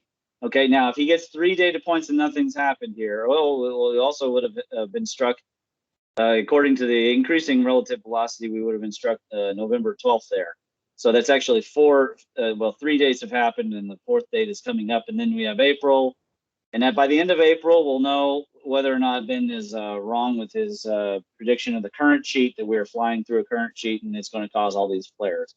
That doesn't mean that everything that he said is wrong, but it would certainly throw into light whether or not the micronova is an actual theory, and as I've shown, it's not. But anyways. Well, the issue here is none of us understand it well enough to be able to make a prediction that's going to work. From my point of view and understanding of electromagnetics and all the rest of it, and from the description of how star formations can occur and all the rest of it, if the solar system suffers an electrical discharge input of significant increase in magnitude, it is quite possible that the sun's photosphere will be expanded and ejected. And if that occurs, then you're going to get a mini nova event. Is it possible? Well, absolutely possible. I'm not saying it's impossible. I'm saying the evidence is against it. But can we reliably predict this thing to actually happen on a given date? We don't know enough about how this stuff works in order to be able to do that. Well, I'll show you that we know. Here's what we know. Okay.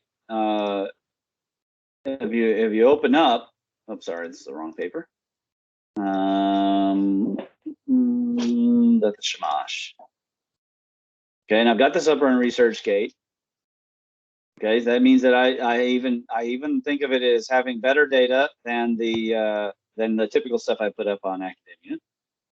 Okay, I have here 30. How long is it? From page 9 to 39. 30 pages. Data after data. Continuous data about the ellipses as measured from around the world. Okay, like 60 some different ellipses, and looking at their percentage differences, etc. Okay, and then when you look at Inky in the World Order, and I did a whole show with Greg on this, and I would refer people to that show, it makes it very clear that what the Colombians have shown here is a bifurcation of the star. And the anode tufting on the left is the what we know in sapphire. The anode tufting happens because the electric current drops off, and it's unable to continue to what would you say, support the atmosphere. And there we see the Jupiter forming on the right. So we have proto-Saturn on the left, Jupiter forming on the right. And then you even see the Colombians were kind enough to show us that it looks like we got even closer. We got closer as we went, because they have a small one and a large one, and then it starts to actually build out. I assume it's Neptune, but I mean, who knows? Unfortunately, they didn't write a letter with it. But if you go through the Inky in the World Order, which came from Sumer, we get all sorts of data about this event that the Colombians have recorded here. And if you go to the Tepe area, they of course have all these elongated images. I have another, where's that slideshow? I have another slideshow that shows all this. Dwarf Star. Here it is. Dwarf Star God slideshow. And of course, you've seen that. So here we got in Wimborne, Noptoplaya, Tasmania. Here's right here, my hometown. Malta, Sardinia, Bacone, Maputo, these are in Africa. Durrington, Stonehenge, of course. Göbekli Tepe. Okay, so there's a plethora of data about this event. And what does he have? He relies on Dr. Vogt. What does Dr. Vogt rely on? He relies on the mythologists. What do they rely on? Possibly poor translation of the Egyptologists. But when you look at the stelae in the Tepe period, they have the same elongating structure with the same narrowing slits between the legs and the flaring head. And the flaring head has been noted in the Hindu. All right, you have Shiva with a lion's head, and it's ripping apart another god's intestines. So this is a repeated motif. Here we have the boar extending, and then the belly starts as the material, the plasma material, and it's condensed plasma material. Okay, it's not gaseous plasma. As it starts to break down, and the flare occurs, and the star is beginning to split. And they stuck these in specific locations inside. They encoded the information so that the vulture stone, for example, is in the egg hatching portion of the enclosure D. Okay, so we've got the data to show that Ben's wrong. Here's the image of the Shiva with the lion's head ripping apart the god, and we know it's a god because there's a little man next to the thing. Okay, so if we've got data that shows he's wrong, and he doesn't have much data to show he's right, I'm sorry, I'm just going to have to conclude the micronova is a bunk theory until I'm proven otherwise. Now, I would say that there are very large coronal mass ejections, and I'm putting myself on mute for a second. The thing that I'm going to say about the split up of the star, the creation of Jupiter, and all the rest of it, is that an electrical discharge of the sort of magnitude we're talking about has more than the possibility of causing a fission of a star into additional components. But what we've had with the solar system, if our mythology is to be understood correctly, is that a star that was dark, right, which I suspect might have been a pulsar at the time, which is now called the sun, interacted with the sun of our mythology, which was Saturn, and this interaction occurred in such a manner that the electrical discharges that were affected between these objects and the electrical charge throughout the entire system from the galaxy happened to occur at the same time, causing a massive disruption. So that we got multiple effects occurring. And these things occurred as a series of events that we do not have a clear documentation of, because of what happened to the civilization that witnessed it. I mean, it would have been like today. You wake up, you go outside, and the sun's all nice and clean, and the environment's all the rest of it. And within an hour, everything that you've ever known is destroyed. Well, I have a question. Did you review this before I had shown it? Had you seen it? I have not read that document. That's fair. That's fair. But so it would be safe to say that in the absence of having seen it, it would be easy to believe in the micronova theory beforehand, correct? No, what I'm saying is that I'm asking you, is that true? Is that a fair thing to say, that if people for example, if people come across Jimmy's theory about the Reshat being Atlantis, and in the absence of any evidence to say otherwise, because the mainstream has done a bad job, and just say, don't pay attention here, there's no such thing as Atlantis. It'd be easy to accept Jimmy's theory, correct? Plato's document. Yes or no? Would it be easy to accept Jimmy's theory in the absence of any counter theory? No. And the reason you then are a rarity, because millions of people are believing Jimmy's theory because they don't believe the mainstream, but they don't know that there's a better theory. what they don't know is what their actual evidence is, right? I know that. That's why I produced that paper. The only reason why we know that there was an Atlantis is because Solon's heir, Aristotle, published it, right? And had that not happened, we wouldn't have known that there was an Atlantis. Fair enough, but you're answering the question you want to answer. What I'm asking is, in the absence of a better theory, is it easier to accept one that appears to be correct? And the answer is, for most people, 99% of people, I don't know about you, but 99% of people, you're pretty high in disagreeableness. But in most people, and that's a compliment from a person who's known to be disagreeable, okay? Most people will accept what they think is a better theory. And unfortunately, the micronova appears to be a better theory, just as the comet Younger Dryas event appears to be a better theory, just as the humans ate all the mammoths and mastodons appears to be a better theory than what the standard has provided, because the standard just ignored all the data. Unfortunately, many times, these are not correct, and they're demonstrably not correct because there is a better theory. And that's what I've been cataloging. And if people haven't been through the catalog, then they need to use the directory and review that catalog before they make assumptions. And the micronova, I am going to disprove the micronova theory. And when I do it, I'm going to submit it all, this time to a journal, and I'm going to embarrass Ben Davis. And I'm going to embarrass him because he is so smug about the way he goes about misrepresenting our community. And I'm sick of it. The issue here is be careful. Right? No, I'm not going to be careful. You know what? I would love for his tribe of the world is ending. You know what? Come and find me. I live in Lexington, Kentucky. Let's get it on. I'll give you a free lesson on the map. Everybody can come pay the canvas price. The comment I'm going to make with Ben Davidson and micronovas is the same comment I would make about the rapture. And that is this. Nobody knows the details well enough to be able to say when anything's going to happen. I'm not going to say there's no micronova possible. I will say, though, that the micronova is not what caused the Younger Dryas event. And I'm proving actively that his fear-mongering is incorrect. And he's also rude. He's rude to his own viewers, and he's rude to the Dr. Karen at the NASA. And it misrepresents our community, and I don't like it. Can we get past the Davidson is a nonce part and realize something, right? There is a reason why ancient stories talk about 3 days of darkness. And my explanation because a star died.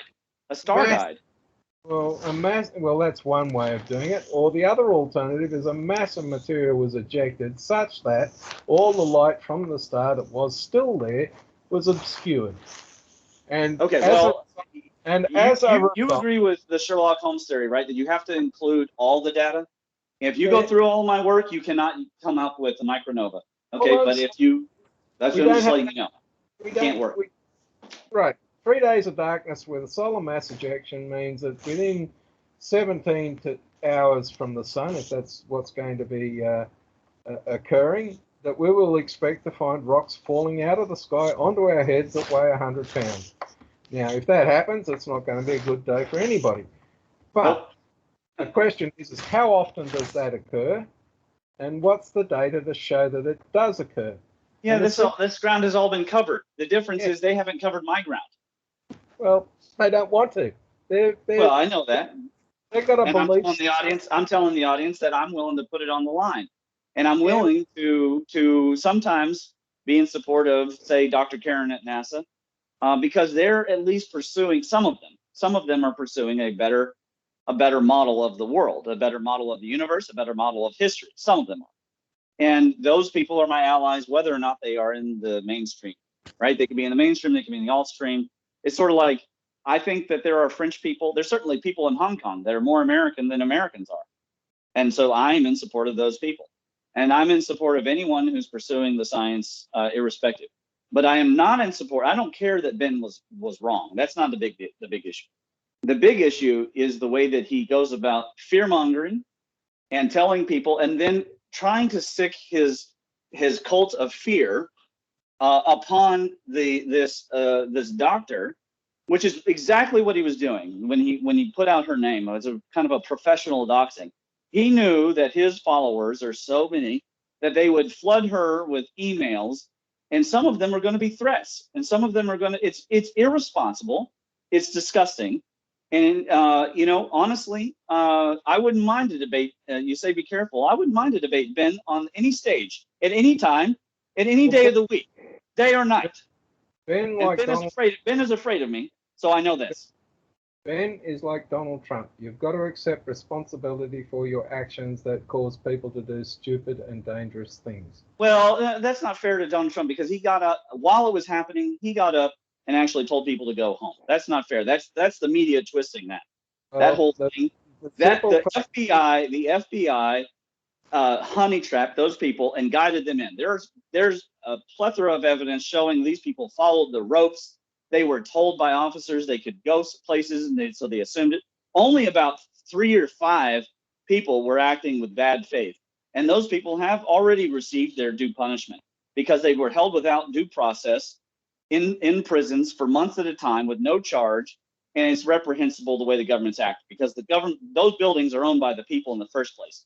And that woman did not need to die. She did not need to die. No officers were killed by any protesters. There was no massive violence, nothing like was seen in Wisconsin or Seattle or Portland. So I do not accept the premise that Donald Trump caused the January 6th event. He did not cause it. It was caused by the FBI purposely guiding these people into this situation, because they have a bent, and this has been going back since the 1990s, to make patriots look like McVeigh terrorists. This is a known document. They put out the brochure back in the 90s, and we know that that's what they're up to. And if they're paying attention to me, I'll say the same thing I said on Discord: come get some, because I don't really care anymore. If you're not on the side of America, I took an oath to the Constitution. If you're an American citizen, you're not on the side of America, then you are a domestic enemy. And if you're a domestic enemy, come get some. Right. Okay. So the issue Rock here, and roll, baby. That's how we do it around here. Well, in this country, in my country, there was an Amanda Marga sect that was blamed for the bombing of a hotel as a terrorist act that has been subsequently proven to be the act of Australia's intelligence agency. It's all over the place. To try and get funding to try and get funding from politicians to do whatever they want to do. Right. And this is common to every country. It's a battle for good and evil, Right? There's a guy who is undergoing a secret trial in this country for exposing the fact that the current political party that is in government spied on an ally to advantage itself, breaking international and Australian law. Right? Agency did that. And this guy is being crucified because the government got embarrassed about the fact that they'd authorized illegal behavior, which is what Nixon did. At some point, someone's got to be accountable for this bullshit and held accountable for it. The only reason Nixon was punished was because he's Republican. If the Democrat had done the same thing, and when they have done the same thing, they never got prosecuted. Look at what Clinton did. Clinton got she and her administration, her State Department, got that ambassador killed, and soldiers and various people working over there in Benghazi. And that's one of the least of the worst things that she's ever been involved in. The Russian collusion only happened from the Clinton campaign and the DNC, period. But anyways, we're off track here. We were talking about the Micronova. We were talking about Ben Davidson, him being irresponsible. And you were telling me that I should be careful. And I'm not. I'm saying scared about. So what I'm saying to be careful about. I told him to watch his energy, and he muted me, for God's sake. It's got nothing to do with what Ben Actually, I didn't even tell him to watch his energy. I asked him how his energy was. I asked him a question, and he couldn't handle it. It's funny, Ramon. It's funny. If you're going to rubbish. Jason, hold on a second. Jason, what were you going to say? Ben's greatest finding and his greatest contribution, he totally neglects, and that's the fact that he found a correlation between barometric pressure and electromagnetism. Yes. I mean, the lows and the highs and the electromagnetism driving it through the ionosphere. That's the real contribution that guy made, and he himself is. I mean, he reports that. I listen to him in the morning for that.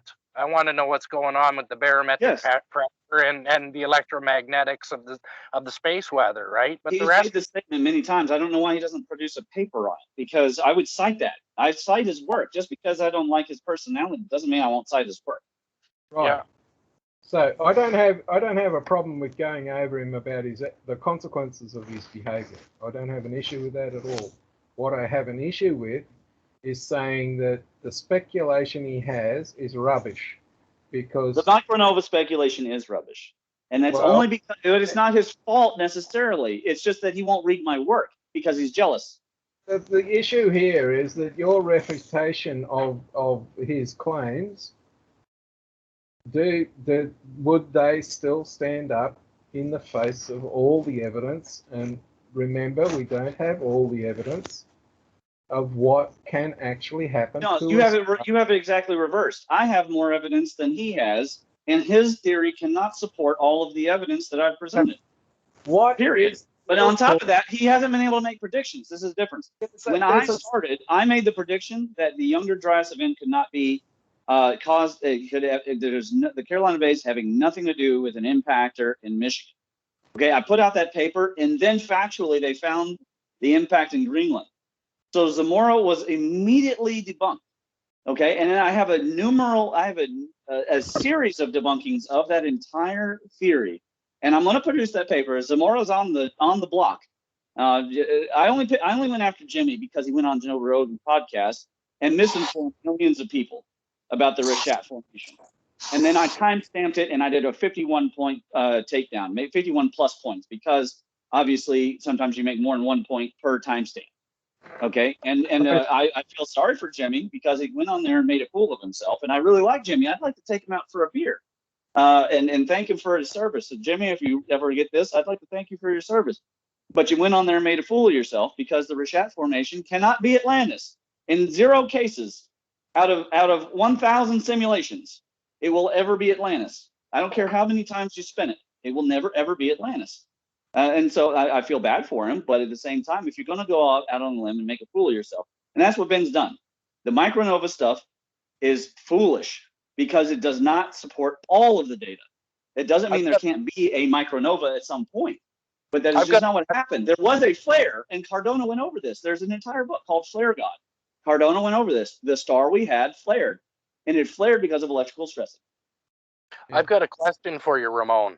A couple ago you did an episode of The Pulse where you were showing a gravity map and the distortions and where gravity's to be strong. I'm going to produce that paper still. I'm sorry I haven't, but I'm really curious. I've got a question about that.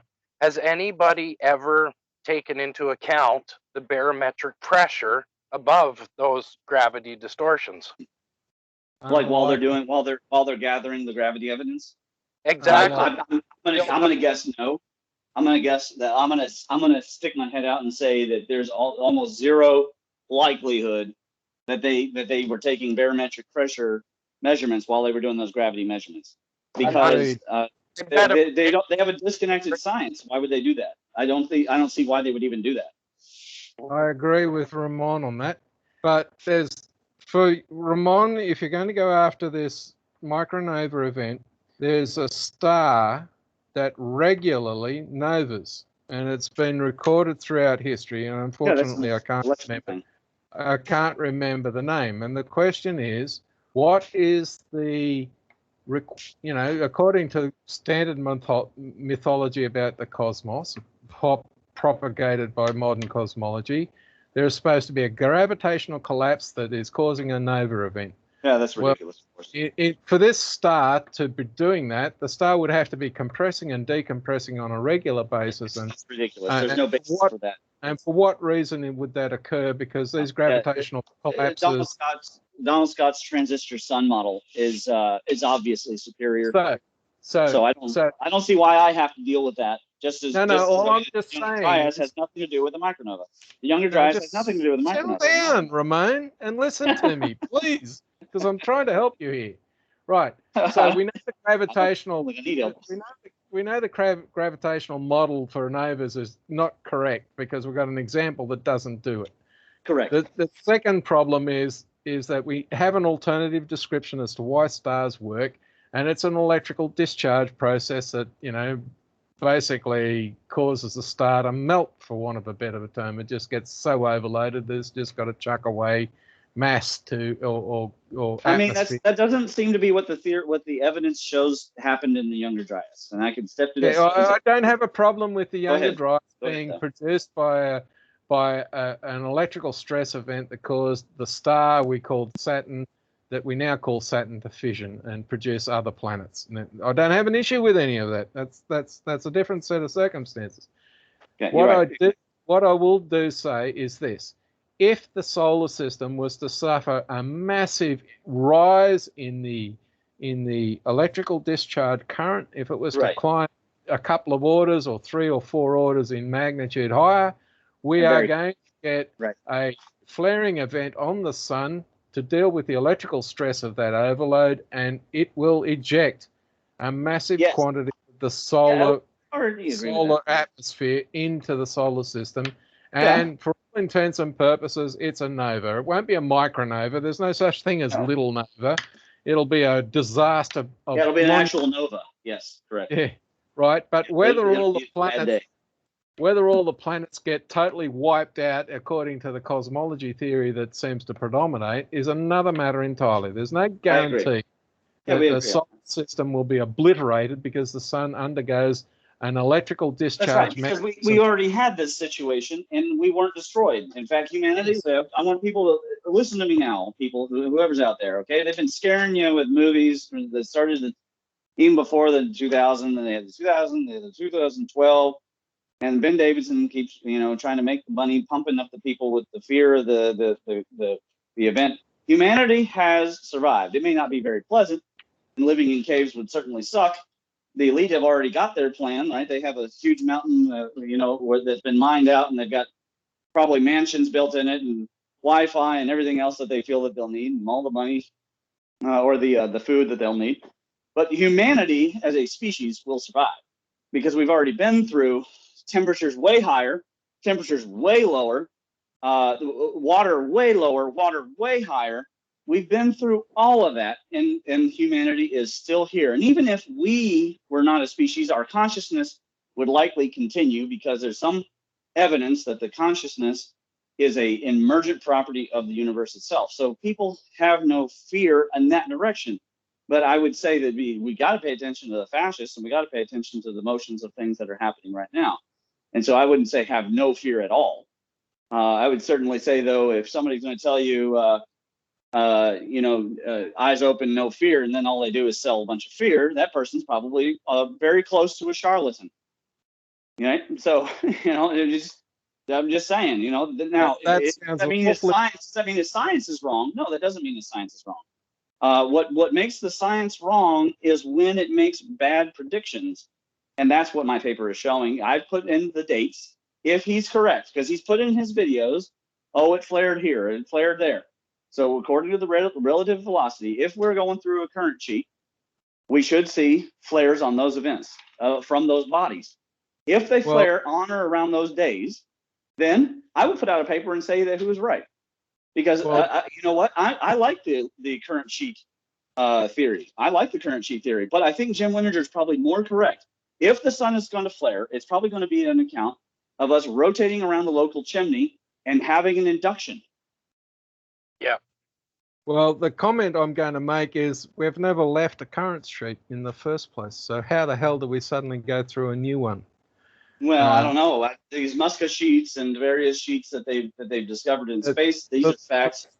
I don't know. They're different sizes. For the sun to work, it's got to be recipient of continuous electrical discharge, which means we're always in a current sheet. All that can occur to us is that the current sheet that's a fair statement. I'll agree with that. If the current sheet disappears, our sun will turn off and we've got a major problem. And if the current sheet pulses an energy surge down its sheet, then we've got a different. I just want to point out, I've made a number of statements throughout the call to tell you when I am agreeing with you. I don't know if you picked that up, but I think it's very important. Okay, all right. That's okay. There's a lot of agreement. You know, we've got some fundamental. Well, good. But in the main, you know, where do we disagree? we disagree about the photon. We disagree about waves and particles. We disagree about the electric magnetic cross generation and some other things. They're minor in the scheme. I don't have a lot of papers talking about the big G diagram does not say how an electron happens. It just says that there is a container model, and that container model is mathematically coherent and philosophically coherent, and that's important to me.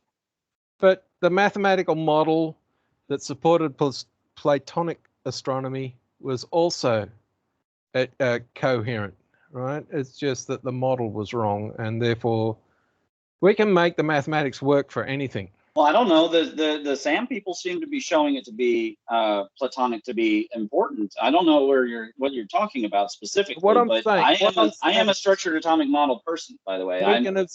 We can observe. Jason, are you also a SAM person, or where do you fall on the thing? I've been watching a lot.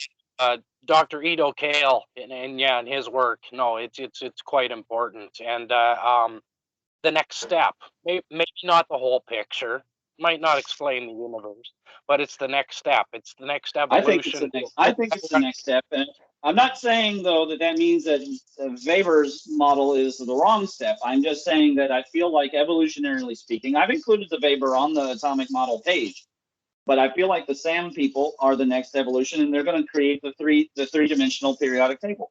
I feel I've been on about 3D periodic table since well before I was EPMC and before I knew about the structured atomic model, because it just makes sense. I mean, with the different isotopes behaving differently, and by the way, isotopes are not the only topes. And when I first looked into the model, I couldn't believe it. Because they don't tell you about this when you go through college. You have to really dive into chemistry a bit to learn about the other kinds of variations of these atoms. And I just think that we need a three-dimensional periodic table that we access with VR, and then we will see how things really interact. I reckon the periodic table itself, which is currently two-dimensional display, needs to be more than 3 dimensions in display. And I made this statement to the research group that I'm dealing with. But how are you going to do that? How are you going to do that? I don't know how you do that. In 2015. So I've been 7 years down the track of saying the current two-dimensional periodic table is incomplete, and the number of elements that I'm told exist 400. How are you going to create the more than three-dimensional one? I don't understand what you would actually do. In my model of how I think the universe works, there are 6 separate types of matter, right? So there's electromagnetically dominant matter, which means electromagnetics drive the system. But there are other types of matter. There's an electrical time one, there's a magnetic time one, there's a time and torsion one. There's combinations. The field charge structure that I've developed allows for at least 6 types of matter where different characteristics are dominant in the structure. So as a result of that, if we have chemical elements, then the way the periodic table is expressed and how you can transform from one to another due to charge dominance that are involved, the table will not support it. It just doesn't work. Now, if people are interested, there's a thing called ORME, O-R-M-E, orbital magnetic resonance, where I can get an atom of gold and I can put it through an electromagnetic stimulation process, and suddenly the gold is no longer gold. And it's not the only element that can be transformed.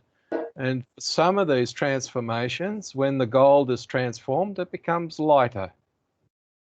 This sort of thing is hinted at in the Bible when Moses melted the idol and through the process. So there's matter transforms that we're unaware of that people have discovered. It's been known by some members of the industry, and the guy who found gold went away to the universities, and the universities couldn't explain it. And they said, go and talk to this lot over here, this bunch of researchers. And he went off to them and asked them a series of questions. They said, oh, yeah, we know about that. That's unimportant. It's not something we care about. But it was something that this guy who discovered gold was caring about, because it became a potential way of extracting gold under difficult circumstances. And they led him to the creation of this, the real Ormus, right? Yeah. And to finish the story, right? Yeah. Okay. Just making sure I'm talking about the same guy. But this transformation mechanism for gold could be applied to any element, and it could make a different way of refining materials, providing you got the way of getting to it and then walking it back. Which to me is supportment of my general cosmic rearrangement hypothesis. But Gareth tells me that there's no evidence for it, but I'm not so sure that that's true, so much as it's hard to find the evidence on account of these different entities like to poo-poo the evidence when they see it, and then it gets buried or lost or whatever because it can't get published or whatever. It's worse than that, Ramon. If that transform process results in new technology that gives you advantage in economy or military or whatever, there's not a lot of people are going to want to talk about it, because profits and desires get in the road. So, I might be able to come up with a propulsion system that means that we never have to worry about fuel for vehicles ever again. But, there are a large group of people who are not interested in someone coming up with a propulsion system for a vehicle that means they go broke. It's the reason why Tesla's attempts at the Wardenclyffe Tower process were shut down, because Morgan wasn't interested in having his financial security removed. He wanted to charge everybody for electricity that he generated. And the idea that anybody could generate electricity was something that was not in his that's obvious. So but that was a different era. I mean, first of all, back then people, when they had labor disputes, they had labor disputes. Bats and billy clubs came out, right? Yeah, well, these days the Men in Black, I would challenge any Men in Black guy out there to really come, because I don't think they have the stones. I don't think they have the stones to stop us now. I don't think that the bureaucrats are going to let them. I think they're afraid of jail time, and all the bureaucrats have castrated them and emasculated them, and I don't think that they're going to do what they used to do. And I'm basing that on this. What's the alien? The guy. Everybody's arguing about whether or not he's telling the truth. Bob Lazar. Okay, if they were really going to come after anybody for doing it, then they would have put him in prison because he admits that he violated. And look at they forgave that Manning character for outright treason. Now we have General Milley has gotten away with it, and I reckon everybody's getting weak. And the weaker they get, the less likely they are to do anything about. So it's time to just stop saying, well, they ruined Nikola Tesla, and then go, well, we don't have to do anything. Well, and maybe they killed the electric car guy. Maybe they didn't kill the hydrogen car guy. We can't keep using that as an excuse to not go and develop. That's what I'm saying. All I'm going to say is this, that Lazar did go to prison. They found something to put him in prison. They charged him, the only guy in Nevada to be charged with that particular crime, because he built a software system to run a brothel. I don't know. On the Joe Rogan podcast, he said he doesn't know why they didn't ever come after him. So I have no idea who's telling the truth or not telling the truth. The reason why they didn't come after him was this. He put out a story that could be easily inflamed with bullshit, and that's exactly what they did. Well, I would submit that Lazar is counterintelligence. He's counterintelligence. He's CIA. He always has been. Well, he might not actually. He might not be in the group that was doing the misinformation, but the misinformation group certainly. Well, I'm not going to live in fear of the Men in Black or of the CIA or any of them. I don't think that they have the stones, is what I'm trying to tell you, because I don't think that they really do the work. That's why all the people with the stones have gone overseas to fight stupid wars for rich people. That's why the world's in the shape that it's in, though, guys. This is the intelligence and the elites. It's not just about this stupid virus and the cold going around. This is Right, about exactly. stopping the flow of information. Yes, it's an inference. It's yes. about trying to employ. What they're trying to do is deploy a global control system. The problem with doing it is it's the guys doing it are too many factions. Therefore, well, it's not only that, but there's an emergent property of the decentralization that's inherent in the internet. If you believe that the internet is a form of a MEMS, right? I mean, at the beginning, it was of course a weapon. Then it was a research tool, and then it became everything else. And if you follow that evolution, the line of thinking is, and I can tell you, having been on the inside, they don't have the hardware to keep up with the explosion of growth. And every time they get close, a new tool. This is the side of God working in our favor. A new tool comes up that exponentially increases the amount of data that they have to track. And I've seen them complain about it. Okay, I've been on the inside, and I can tell you that they complain about it. There's too much data for them to track. So what they do is they design tools, and then they now have it to where they have to unmask you. Yes, you're being spied on, but they have to unmask you. And I've seen people who want to join the alt stream, but they won't get on the stuff because they're afraid to be tracked. Well, if you're going to live in that kind of fear, then you're only going to empower the masters of fear, and I'm not going to do that because I'm a master of disaster. And you want to talk about an actual master of disaster? If they come along, they better bring the ability to actually take me out.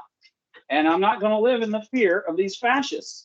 And as far as I can tell, they're the ones with the fear because January 6th was nothing. I mean, there's like grandmas and like a guy in a bull with bull horns, and he might have been disinformation in the first place. And they melted down.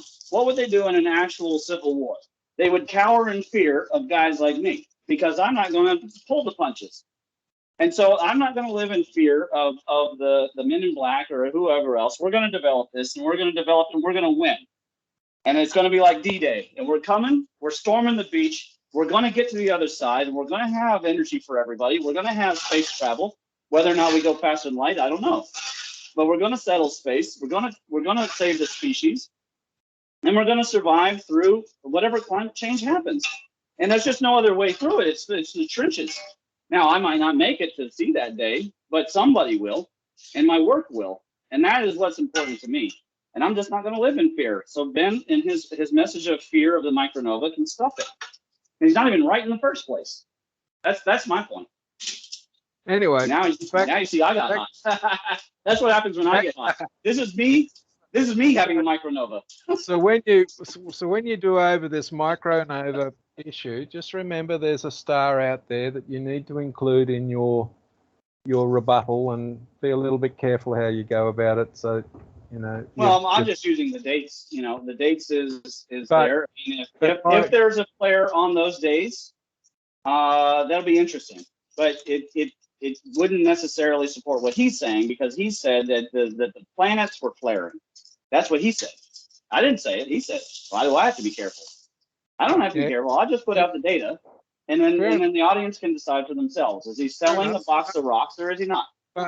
But if I predict that there's going to be a solar flare every day, eventually there will be one, right? It's just the way it's going to.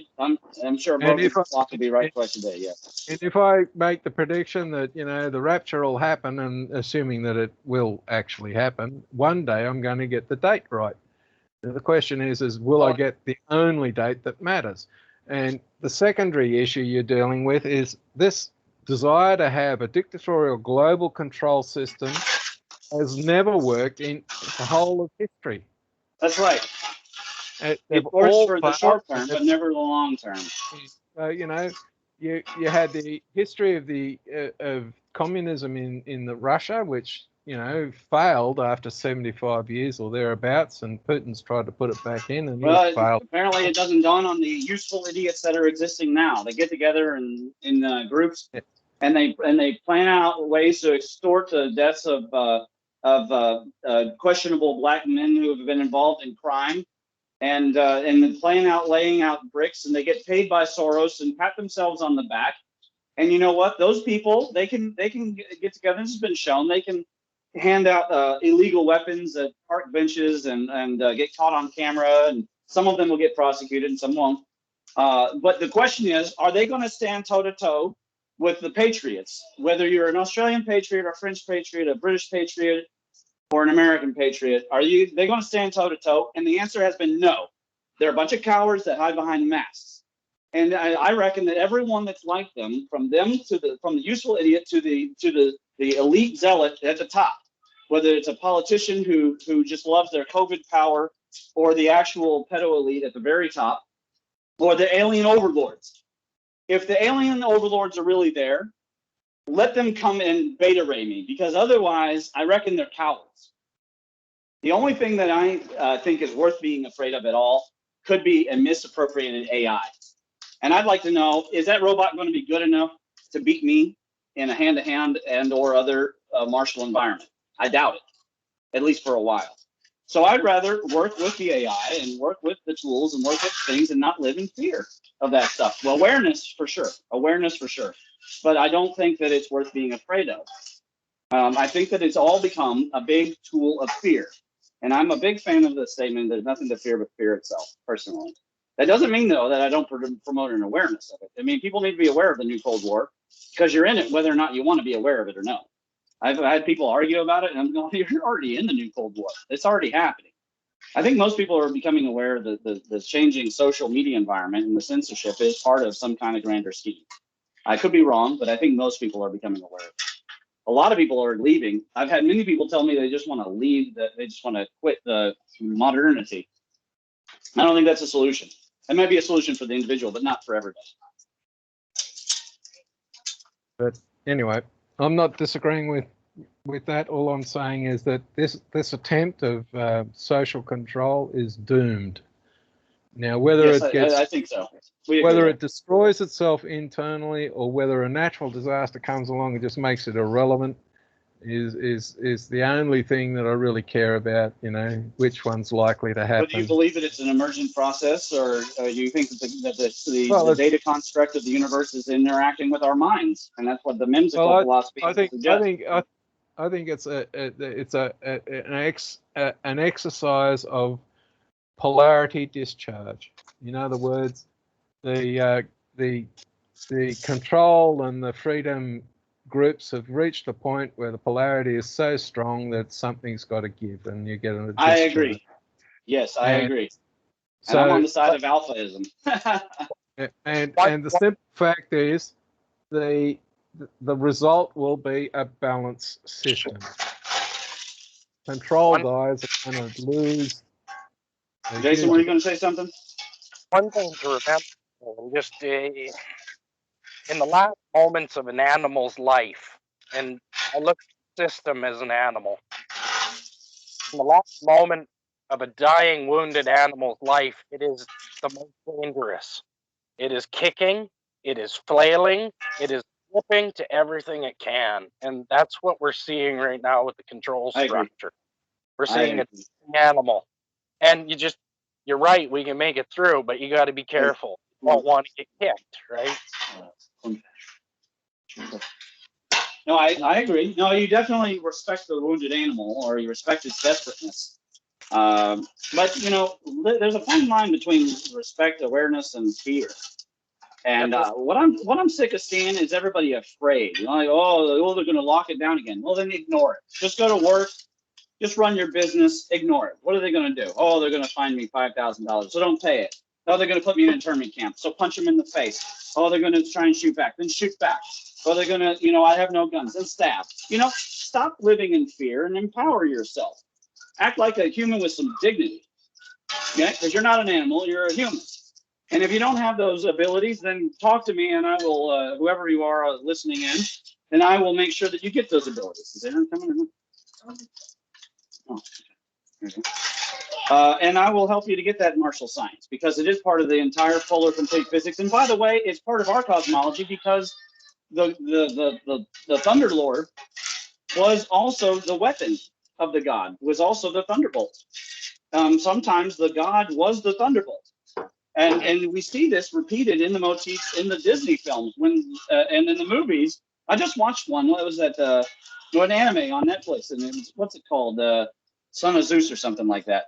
and Zeus will repeatedly will turn into a thunderbolt and fly about.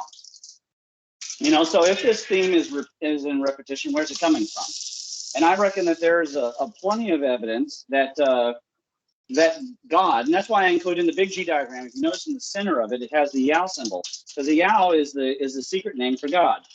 And I include that in there because if we divorce that, then we've given, I guess you would say, tacit approval to the atheistic Royal Society's attempt to divorce us from our own reality. And it's gotten beyond metric. You know, they first used the metric system to try and get rid of the imperial, and that severs us from our Egyptian heritage.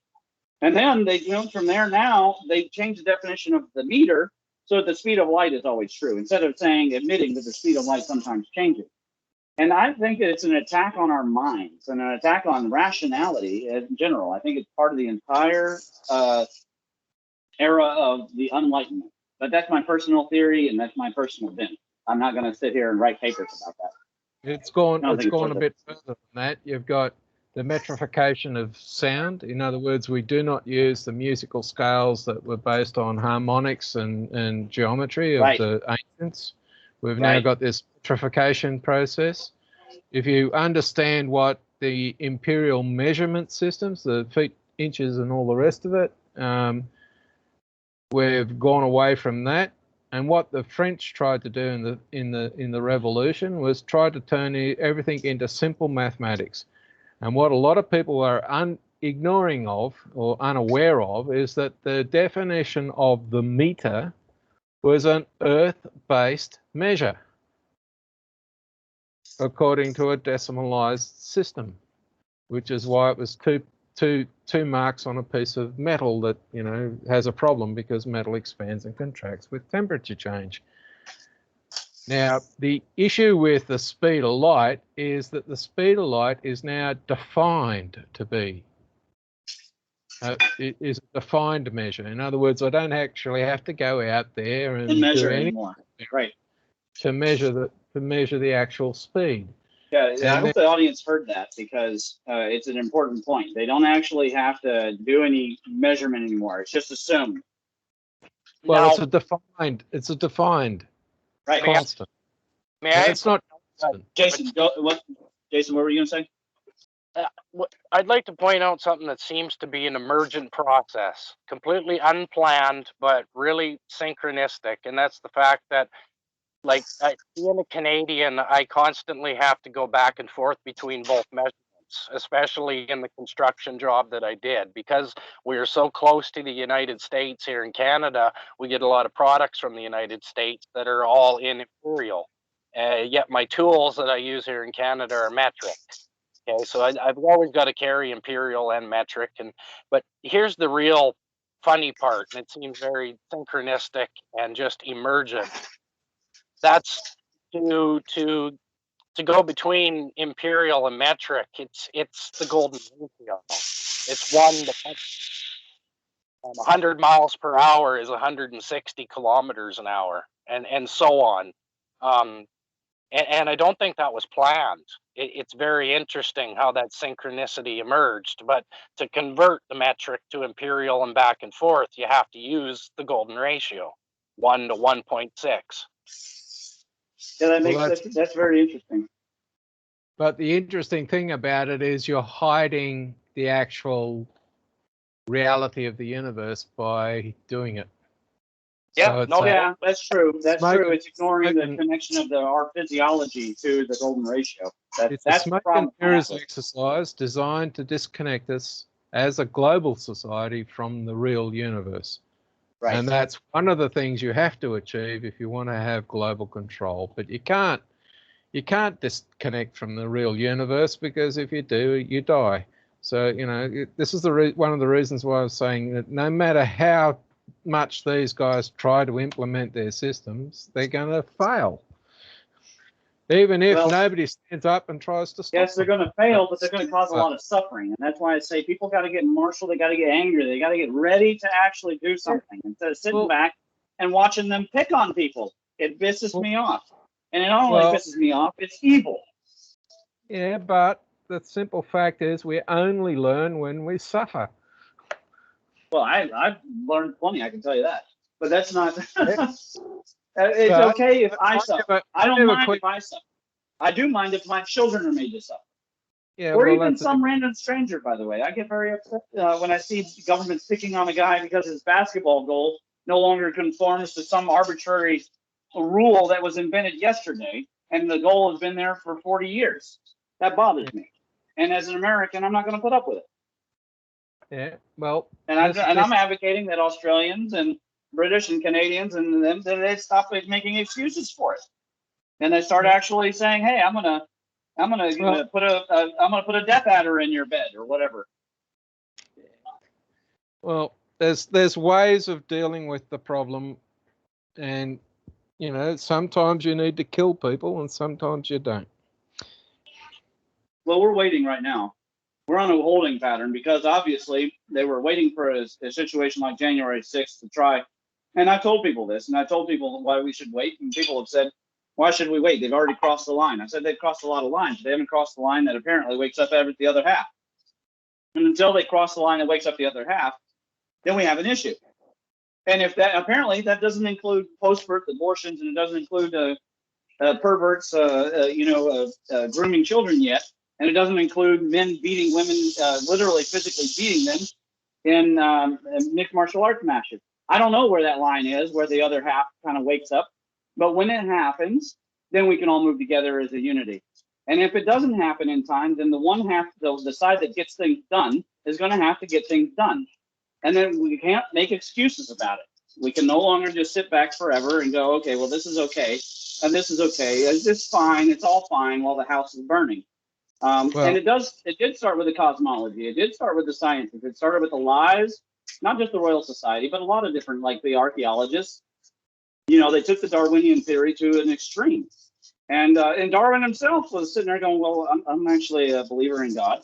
You know, and they want to turn you into the enemy of goodness, but they lie, and they know they're lying. That's the thing about it. They know they're lying. You know they're lying. They know you know they're lying. They know that they know that you know that they know that they're lying, and yet they still lie, which means at some point you just got to be willing to punch them in the face. That would be the end of that thesis. Yeah, but and that might mean with a paper. It might mean with a paper. It might mean with a bow and arrow.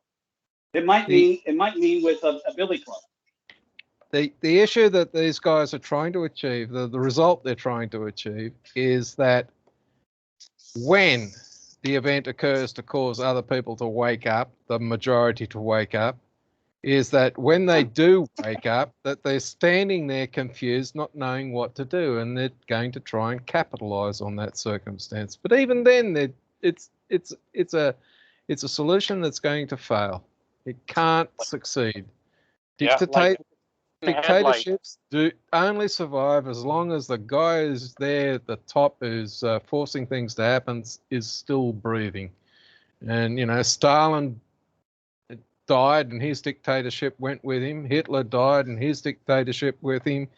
The same for Mussolini, the same for Mao, the same for Genghis Khan. Or, you know, pick your horrible person of the past or your not horrible person of the past, and their system of dictatorial control died when they did. Right. Yeah, that's true. You know, a lot of people went with it too. And I love my family, even if they make me irritated sometimes. I love my family, my extended family, and I love my friends, and I love my patients and my clients. And I'm not going to do what the Germans did and go, oh, well, it's okay if I turn my Jewish neighbor in. You know, it's okay. They'll be okay, right? I mean, the government knows what they're doing. No, false. The government's the worst memes ever created. Government does not know what it's doing. Well, and it empowers people with a sense of divine right to rule that is not inherent in their biology. They don't have a divine right to rule. That was a hypothesis that mankind had for 10,000 years, and it was based on nothing but the wrong interpretation of cosmic events. So they don't have a divine right to rule. And the FBI guy doesn't have a divine right to make your life ruined, and the IRS person does not have a divine right to ruin your business. They don't have that right. So at some point, people just have to say no. the divine right comes from a religious control of society. That's true. Where the elite remain in control regardless of their behavior. But the religious came out well after the divine right to rule was already in use. Anyway, the issue here with this process is that it is self-destructive. And the problem here we got is that when you're propaganding the populace to believe your solution to fixing everything, the government in that circumstance knew exactly what it was doing. It had goals that it wanted to achieve, and it pursued them. And in the case of what happened in Europe between 1933 and 1945 is that a particular group of criminals went out there and went from being nasty towards one group subsection of their population to being, let's kill them all. And what we're seeing today is that we have a vaccine which is questionable in efficacy being foisted upon the populace, which is supposed to be it's a tracking mechanism. It's just like the which is supposed to be a voluntary. You're supposed to be voluntary. The decision to be vaccination is supposed to be a personal, voluntary decision. However, the mechanisms around it says if you don't get vaccinated, you don't have employment. Well, that's well, I can't wait for them to take Macron out in the street and strip him of his clothes and parade him around the street like Cersei Lannister. Well, I suspect that's what Macron deserves. But I suspect what is going to suffer is what happened to poor old Louis XVI. Well, here's where they messed up. And this seems to be a major part of the plan. And the idea was to resurrect religion, but the new religion was going to be science. Unfathomable, science. I am the science. You can't question me. And that's why guys like you both of you guys you are dangerous to them because you present new science. And right away, the new religion doesn't even get off the ground. I mean, they can't even make it fly. And that's a big problem with what they tried to do because they tried to make a new religion out of something that a lot of people already got on top of. They didn't act quick enough, to be honest. Maybe had they tried this back when 9/11 happened, instead of 9/11, had they tried this virus, it might have worked, but they waited too late. And maybe it was the universe itself that allowed for this to happen. But that's just another reason why electric universe theory and plasma cosmology and thermoacoustics and everything else, new interpretations of atomic models, they need to be brought to the forefront because science needs to be challenged at all levels right now. It really does, because we can't let them turn it into a religion. That's right. Yeah, the Enlightenment needs to die. And now, how to get that to happen in an era where most of the kids are not listening to this, but playing on TikTok and being distracted by fake realities created by Facebook, I don't know how to do that. All I can do is raise my kids to be aware of it. They hear these conversations. They hear their father getting animated. They understand the science. They receive the philosophy. They're in there doing their math, their science, their classical math and science, calculus, Euclidean geometry, blah, blah, blah. And they're learning the proper order of operations and not common crap, right? None of that communist bull crap that keeps the kids from thinking correctly. I kid you not, I had this kid, he's like 26, could not get a C+ in his social sciences, right? His degree is like social services or something like that, okay? And then he's telling me I can't think, okay? He's telling me I'm a magna cum laude, electrical engineering plus a master's degree. This kid cannot, he plays video games, lives in a van down by the river, and I mean literal there, and cannot put two thoughts together and come up with a new thought. So you show him the Google propaganda song about the COVID vaccine. He goes, oh, well, that's not a problem, because he doesn't connect it to the Bolshevism. Why? Because he was raised, he's 26, so that means he grew up. He was, maybe 4 or 5 years old when 9/11 happened, and he grew up in the era of common crap.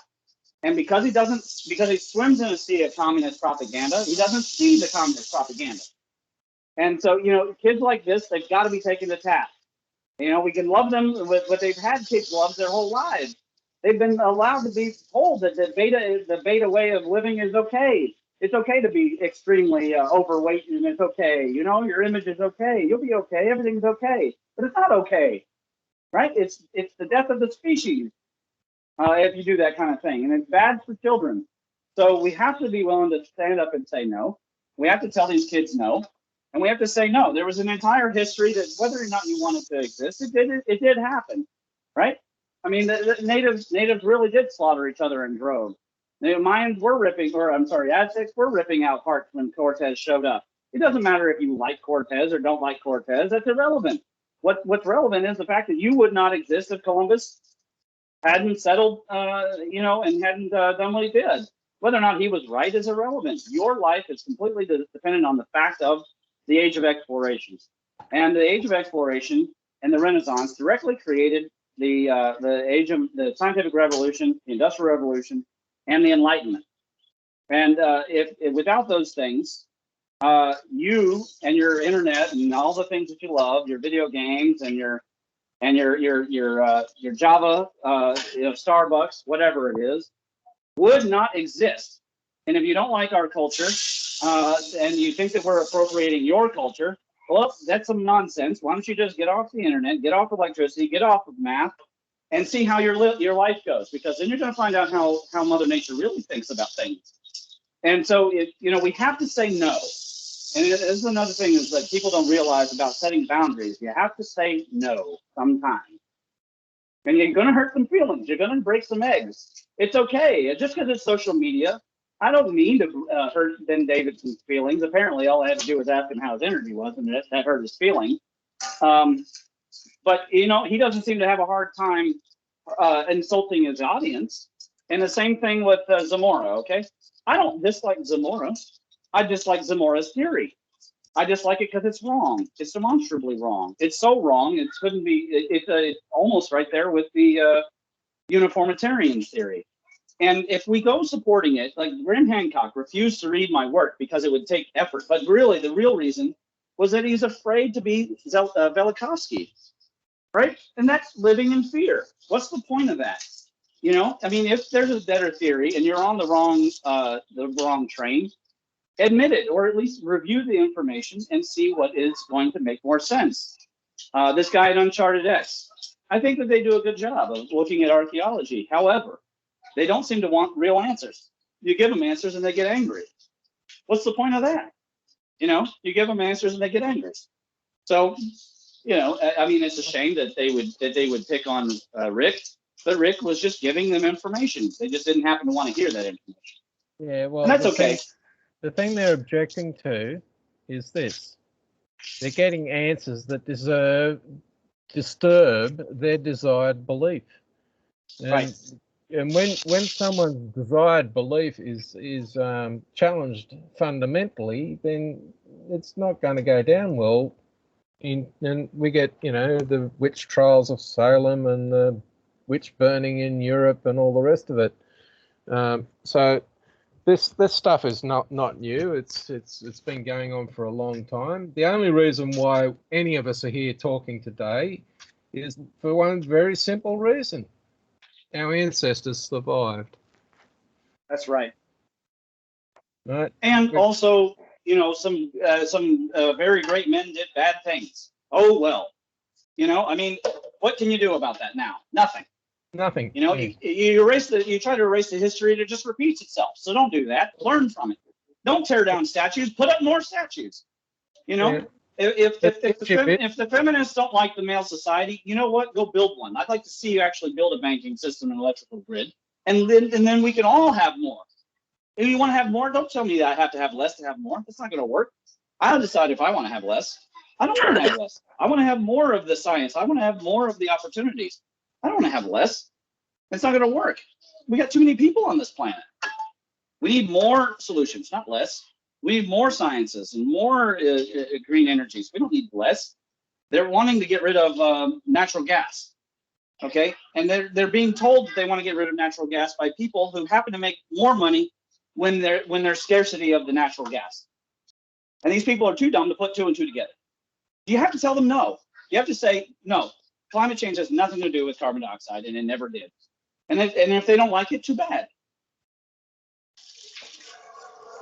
Well, they've allowed themselves to believe the rubbish that they're being propagandized by the media. You're too lazy to type up climate change on Google search and go through all the material that's there. They don't want to do the work. They want. No, of course they don't want to do it. They want somebody else to do their thing. And if you do that, you're asking for trouble. Well, you run into a psychopath who thinks that they should rule your life. Exactly. And that's our problem. Never been a truer description of what government is. Psychopath who wants to run your life. But every human organization, if you look at it, the way it behaves, they're all psychopathic. And further, to get up to the top of the train, to be in that organization, you have to pass the psychopath's exam, which is reading the psychopath. If you're a psychopath, please apply for this job ad that occurs. And this is the reason why we've got organizations that go out there and rip people off and destroy their lives and then whinge about the fact that they get hauled over the coals for doing it. And the classic examples are Enron, even Bank, Lehman Brothers Bank, and you can, once we start on that path, we can go down every major business collapse has been because the guy in charge just wanted to get his advantage. And he didn't give a rat's ass about anybody else's advantage. This is the reason why businesses go broke. And did I disconnect? Nope, I can hear you. Yeah, it's gone very quiet. So yeah, I've been occasionally dropping out because I'm on a broadband, and if I touch it, it's not electrically continuous. But anyway, here in Canada, it's absolutely just I have no other word for it other than it's weird. Somehow Fidel Castro's love child became the leader of our country, and nobody seems to care. Nobody seems to see it. I feel sorry for what Australia is. The monopoly on the insurance company is a pretty good example of that. Yeah, it's not. The monopoly on the supermarkets and food supply is another example. There's only two companies that really run the show. But if we're talking about political leaders that have got a job well beyond their skill and pay grade scale, I don't think we've got a country out there that wouldn't fail that particular test. We've got Scott Morrison in charge of Australia, who's been fired from every job he's ever had because he was incompetent. Justin Trudeau here in Canada, our leader, the only job he ever held before politics, he was a substitute drama teacher in middle school. Sorry, my headset died. It's sad, really. It is. Yeah, I'm not a fan of him. Hey, Aaron, I know you were on here. Politics turned into professional wrestling. Like they all come out and pretend like they're fighting one another, but then they go into the back locker room and they all drink champagne together and snort big lines of cocaine. It's right. Unbelievable what's going on right now. Yeah, but when they get in the ring to have their match, they're following a script. Well, you always have one baby face and one heel. My brother wrote a story about cricket in the country, and it's a shame he didn't get published, but his basically statement is these cricket matches, which everybody wants to watch, are all about a show. So you're trying to get the teams to play according to the script, so that people, it's like the X Factor or Survivor, but with using cricket as your media, where you've already determined what the outcome is. You're just trying to get the players to play the script, and it was quite funny actually. But the more you read it, the more you began to wonder whether it wasn't actually what really went on. So it wouldn't surprise me if in a true democracy, politics is a mixed martial arts fight. It's a boxing match. You want to win. But in reality, what we have now, it's a dance. These people are dancing together and making it kind of look like a fight, but not really. Yeah. they're all in hooks together to make themselves in their own back nice, right?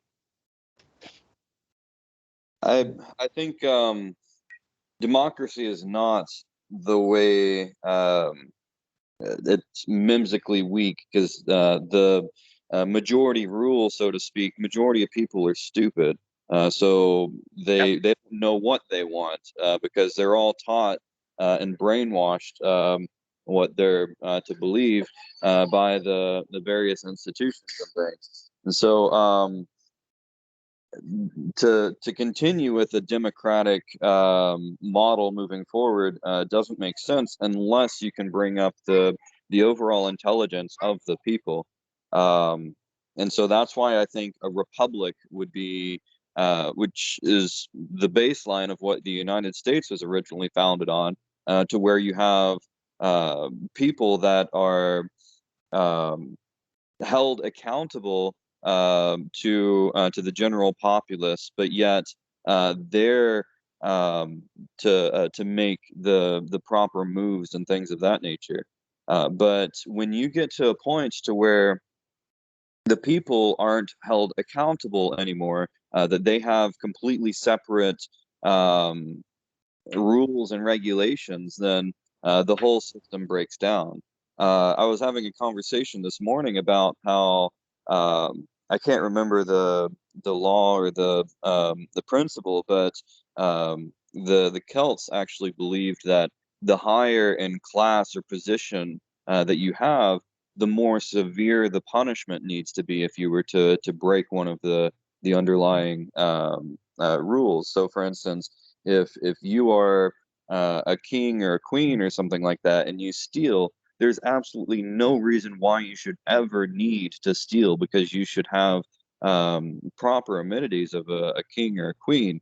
But the fact that you stole is degrading to the overall status, and so you're supposed to be leading by example, but yet you're rules for thee but not for me, so to speak.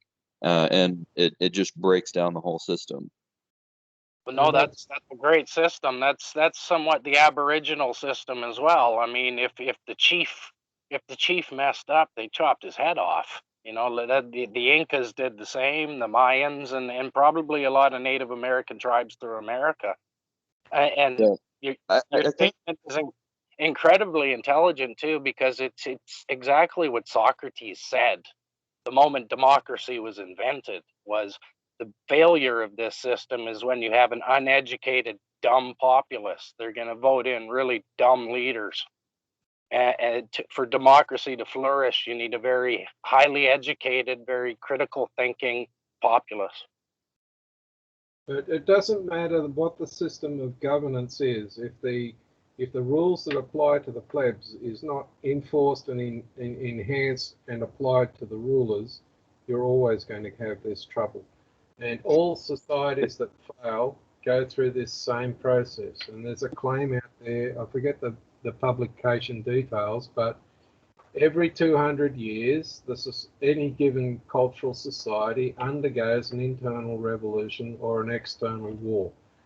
And in that process, the trash is removed, hopefully, from control. So if you look at what happened in the first 50 years of the 1900s, you saw that being applied, particularly in Europe, in steroids, on steroids, because the European monarchy system died during the First World War, and then the fascist dictatorship, where democracy failed, underwent a complete revision, and the people in charge removed. And after the Second World War, the different set of governances were imposed, and they failed, and they've been removed within. So it's happening a little bit faster than 200 years, I suppose. But yeah. But what you don't want is a society that is paralyzed by fear, and so you have to have some kind of leniency towards, like, if you make a decision and it hurts a lot of people, then like the decision that you made needed to be tested, so to speak. So, for instance, playing devil's advocate here, if a leader is going to have their head cut off if they make the wrong decision, then they're not going to make decisions, or they're constantly going to err on the safe side. And so you have to have some kind of checks and balances. So there's proper justification for taking a risk. I mean, without obviously putting millions of people on some experimental pharmaceutical, which I think is absolutely wrong. Like, that decision should be left up to the people, but that's not what we're seeing. But what you're also not seeing is clear malfeasance that's not accepted in the general population. You know, if I go out and smack someone in the mouth, I can expect to get sanctioned for having done that. And but if you're someone in leadership and you decide to smack someone in the mouth, then suddenly there's a new set of rules, and that's not acceptable at all, and it should not be allowed at all. Really need is, we need for mass production of gallows, and we need to put a gallows back in the center of every city around the country. More a symbolic, I'm not saying we should go out and start hanging people, but more of a symbolic of, like, everyone is held accountable. And so the leaders, the politicians, the doctors and lawyers, and people who have the power and influence, they're held accountable. And if it takes a mob mentality to bring things back to order, to where we don't have the enslavement of all of the people, because, you know, by putting synthetic DNA into people, that now gives ownership to the patent holder of that DNA.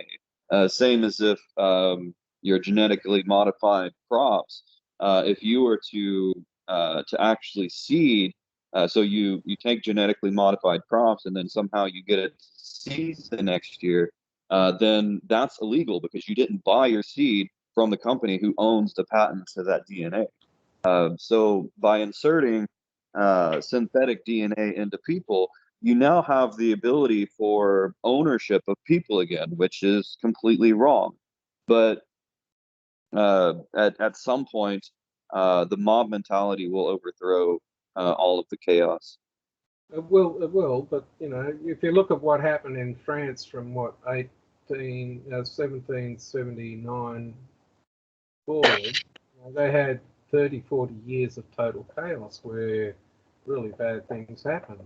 But they're not the only country that went through it. They're just one of the examples that was in extreme. You know, we saw the same thing happen in Cambodia or Khmer Rouge when Pol Pot was running the show. You know, the Vietnamese got sick and tired of the communist neighbour who's supposed to be their ally walking across the border causing troubles. So the Vietnamese army, the communist army, went in there and beat the crap out of Pol Pot and his lunatics. And then the world discovered that Pol Pot had killed two-fifths of his total population, you know, on an experiment, basically. The issues here are people who do things that are recognised under civil law or national law of any kind that is illegal, that results in a sanction.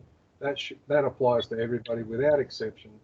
And if you're going to do an experiment of the sort that Pol Pot involved himself, or Mao Zedong involved himself with, and Hitler involved himself with, there's a much more serious response that has to be imposed upon the community from external sources. So, yeah, we've got to have a better way of governing, and that requires people in governance that have ethics, that have a personal moral fortification in why they do things. And I think people who volunteer for political office should be investigated as a mass murderer. I have a problem with the government MEMS in the first place. It's like, I don't think morality is a superior MEMS to ethics. I think ethics is a far more superior one, and morality is certainly being weaponized. So in the same way, I don't think government is a very good MEMS at all. I think it brings disaster. Almost all the deaths of the last centuries you can attribute directly to the actions of government. And I mean, it's unconscionable, and yet we keep doing it. And what is the definition of insanity? But at some point, we have to engineer something better, and it's based on a faulty premise in the first place. The divine right to rule came out of the tribal leader and the shaman woman were thought to be the embodiment of what was happening in the sky, and that they would be able to discern what was happening and prevent the god of the sky from vaporizing people. And it's a completely pseudo-scientific way of approaching reality. In China, they did devise a very interesting technique of trying to commune with that god, which is unique. They would take the turtle bones, and then they would put them in the fire, and then they would carve plasma glyphs onto the turtle bones.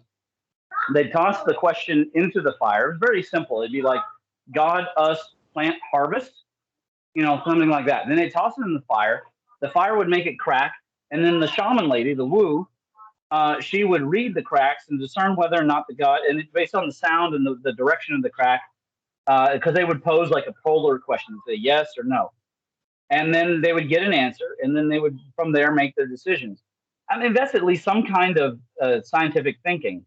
But from there, we go to creation of government, and then eventually the creation of bureaucratic religion to stop us from murdering each other because of all the government programs around the world that involved it basically plundering each other's neighbors. And it was just a continuous cycle of violence that continued. When white Westerners, and they did this purposefully, these pioneers, they would do trade with the French did it, the English did it, the Americans did it. They would do trade with the natives.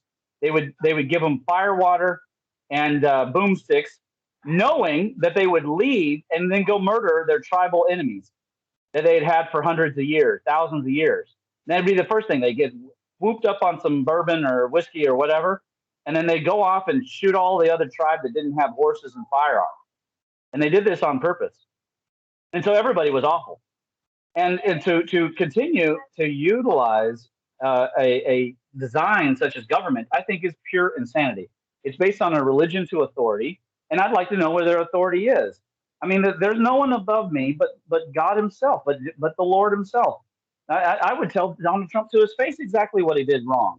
I don't have a problem with telling Donald Trump what he did wrong. I admire the man in some ways, and in other ways, I think that he's kind of a greasy guy. But at the same time, I've seen a lot of evidence he's a good person on the inside, and he's certainly my enemy, and the enemy, or my friend, because the enemy of my enemy is my friend. But to put him in charge of me and to say that Donald Trump is above, or the POTUS, the current idiot in charge, is above my ally. The media is busy. The media is busy telling us that we shouldn't even criticize Biden. Screw you, CNN. Screw you, MSNBC. And you don't like it? I got Smith and Wesson here. My right. What do they call this? The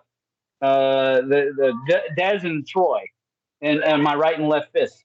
So I'd like to see them make me to stop seeing them as my equal, or even less. I'll be frank with you. I see these media scum as less than me, personally. And I don't know how the listeners are going to react to that, but I see these traitors and these scum as less than a dog. So that's just where I'm at personally. But to then say that we need to create a new form of government, I don't know. I'm not convinced. I think that the American Republic, the revolution, that was about the height of that thing, until we go forward and become a spacer society, and long far in the future when we are a much more mature species, maybe there's some sort of Kryptonian government. And you know what? What's the story there? In the end, the Kryptonian government destroys Krypton. Yeah. I'm just not convinced. Yeah.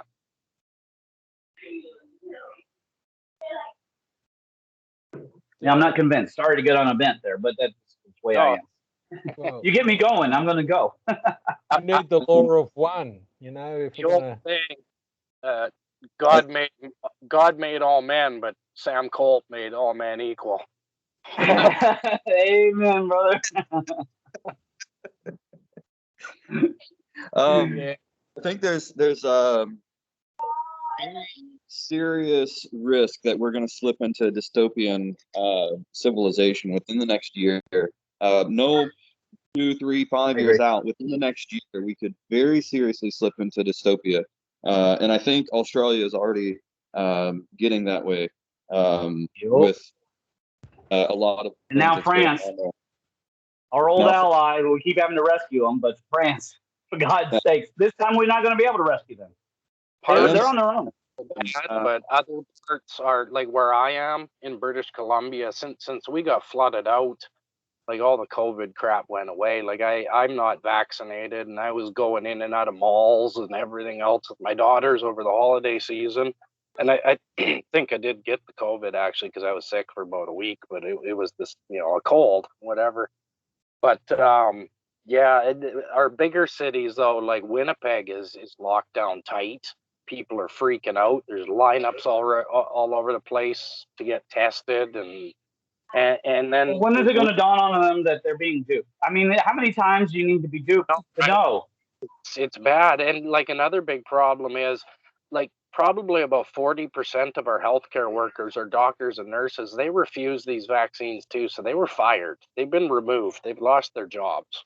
And now all of a sudden, oh my God, the healthcare crunch and COVID's so much worse. And they just fired half of our medical staff. And like Canada's been struggling because we are a socialist country to a certain degree. We have socialist healthcare.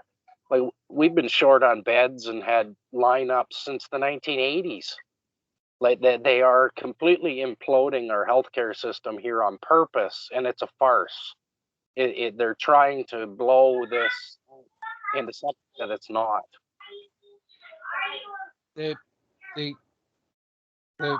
The mob mentality will kick off when there's no food, and we're not that far away from those circumstances right now.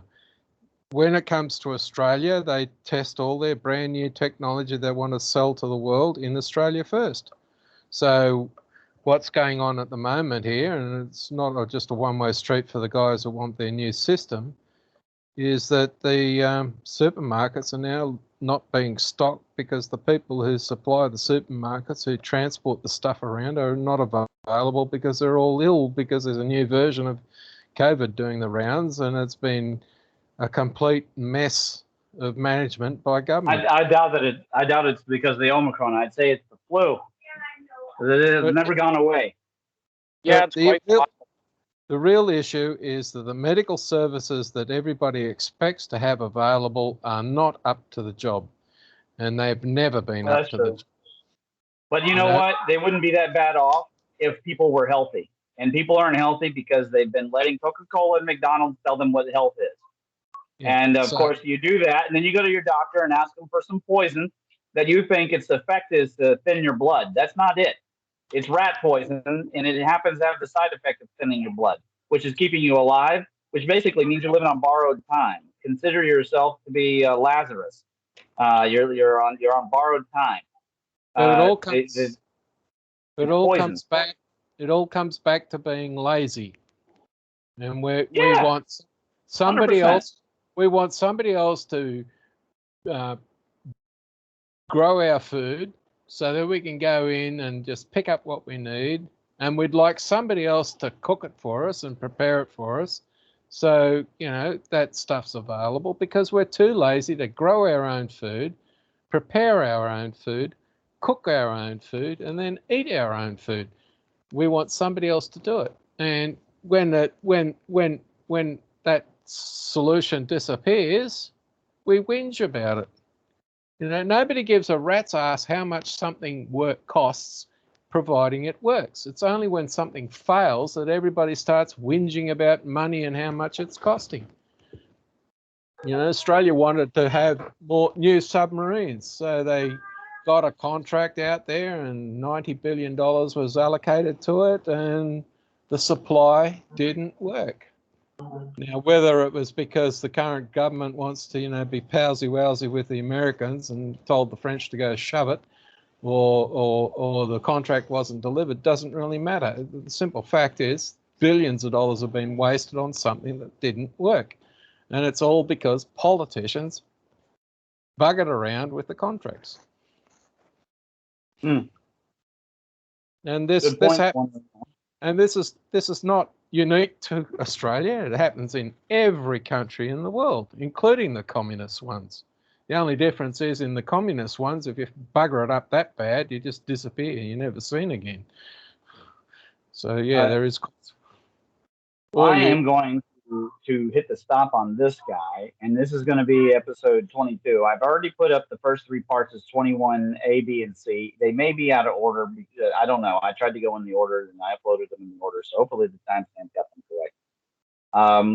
I'd love to keep going personally, but I do need to instruct my children because they don't get a snow day. They get to do science this afternoon anyways, the poor little devils. But it has been certainly. I'm going to be labeling this one. Don't care about the clickbait titles. It's just to help get the audience juiced in. I do wish to pick up more, and I'm sure that we'll return to some of the topics that get the spiral spinning here. People are welcome to keep talking. I'm going to be at least muted. I'm going to hit the stop recording in order to end.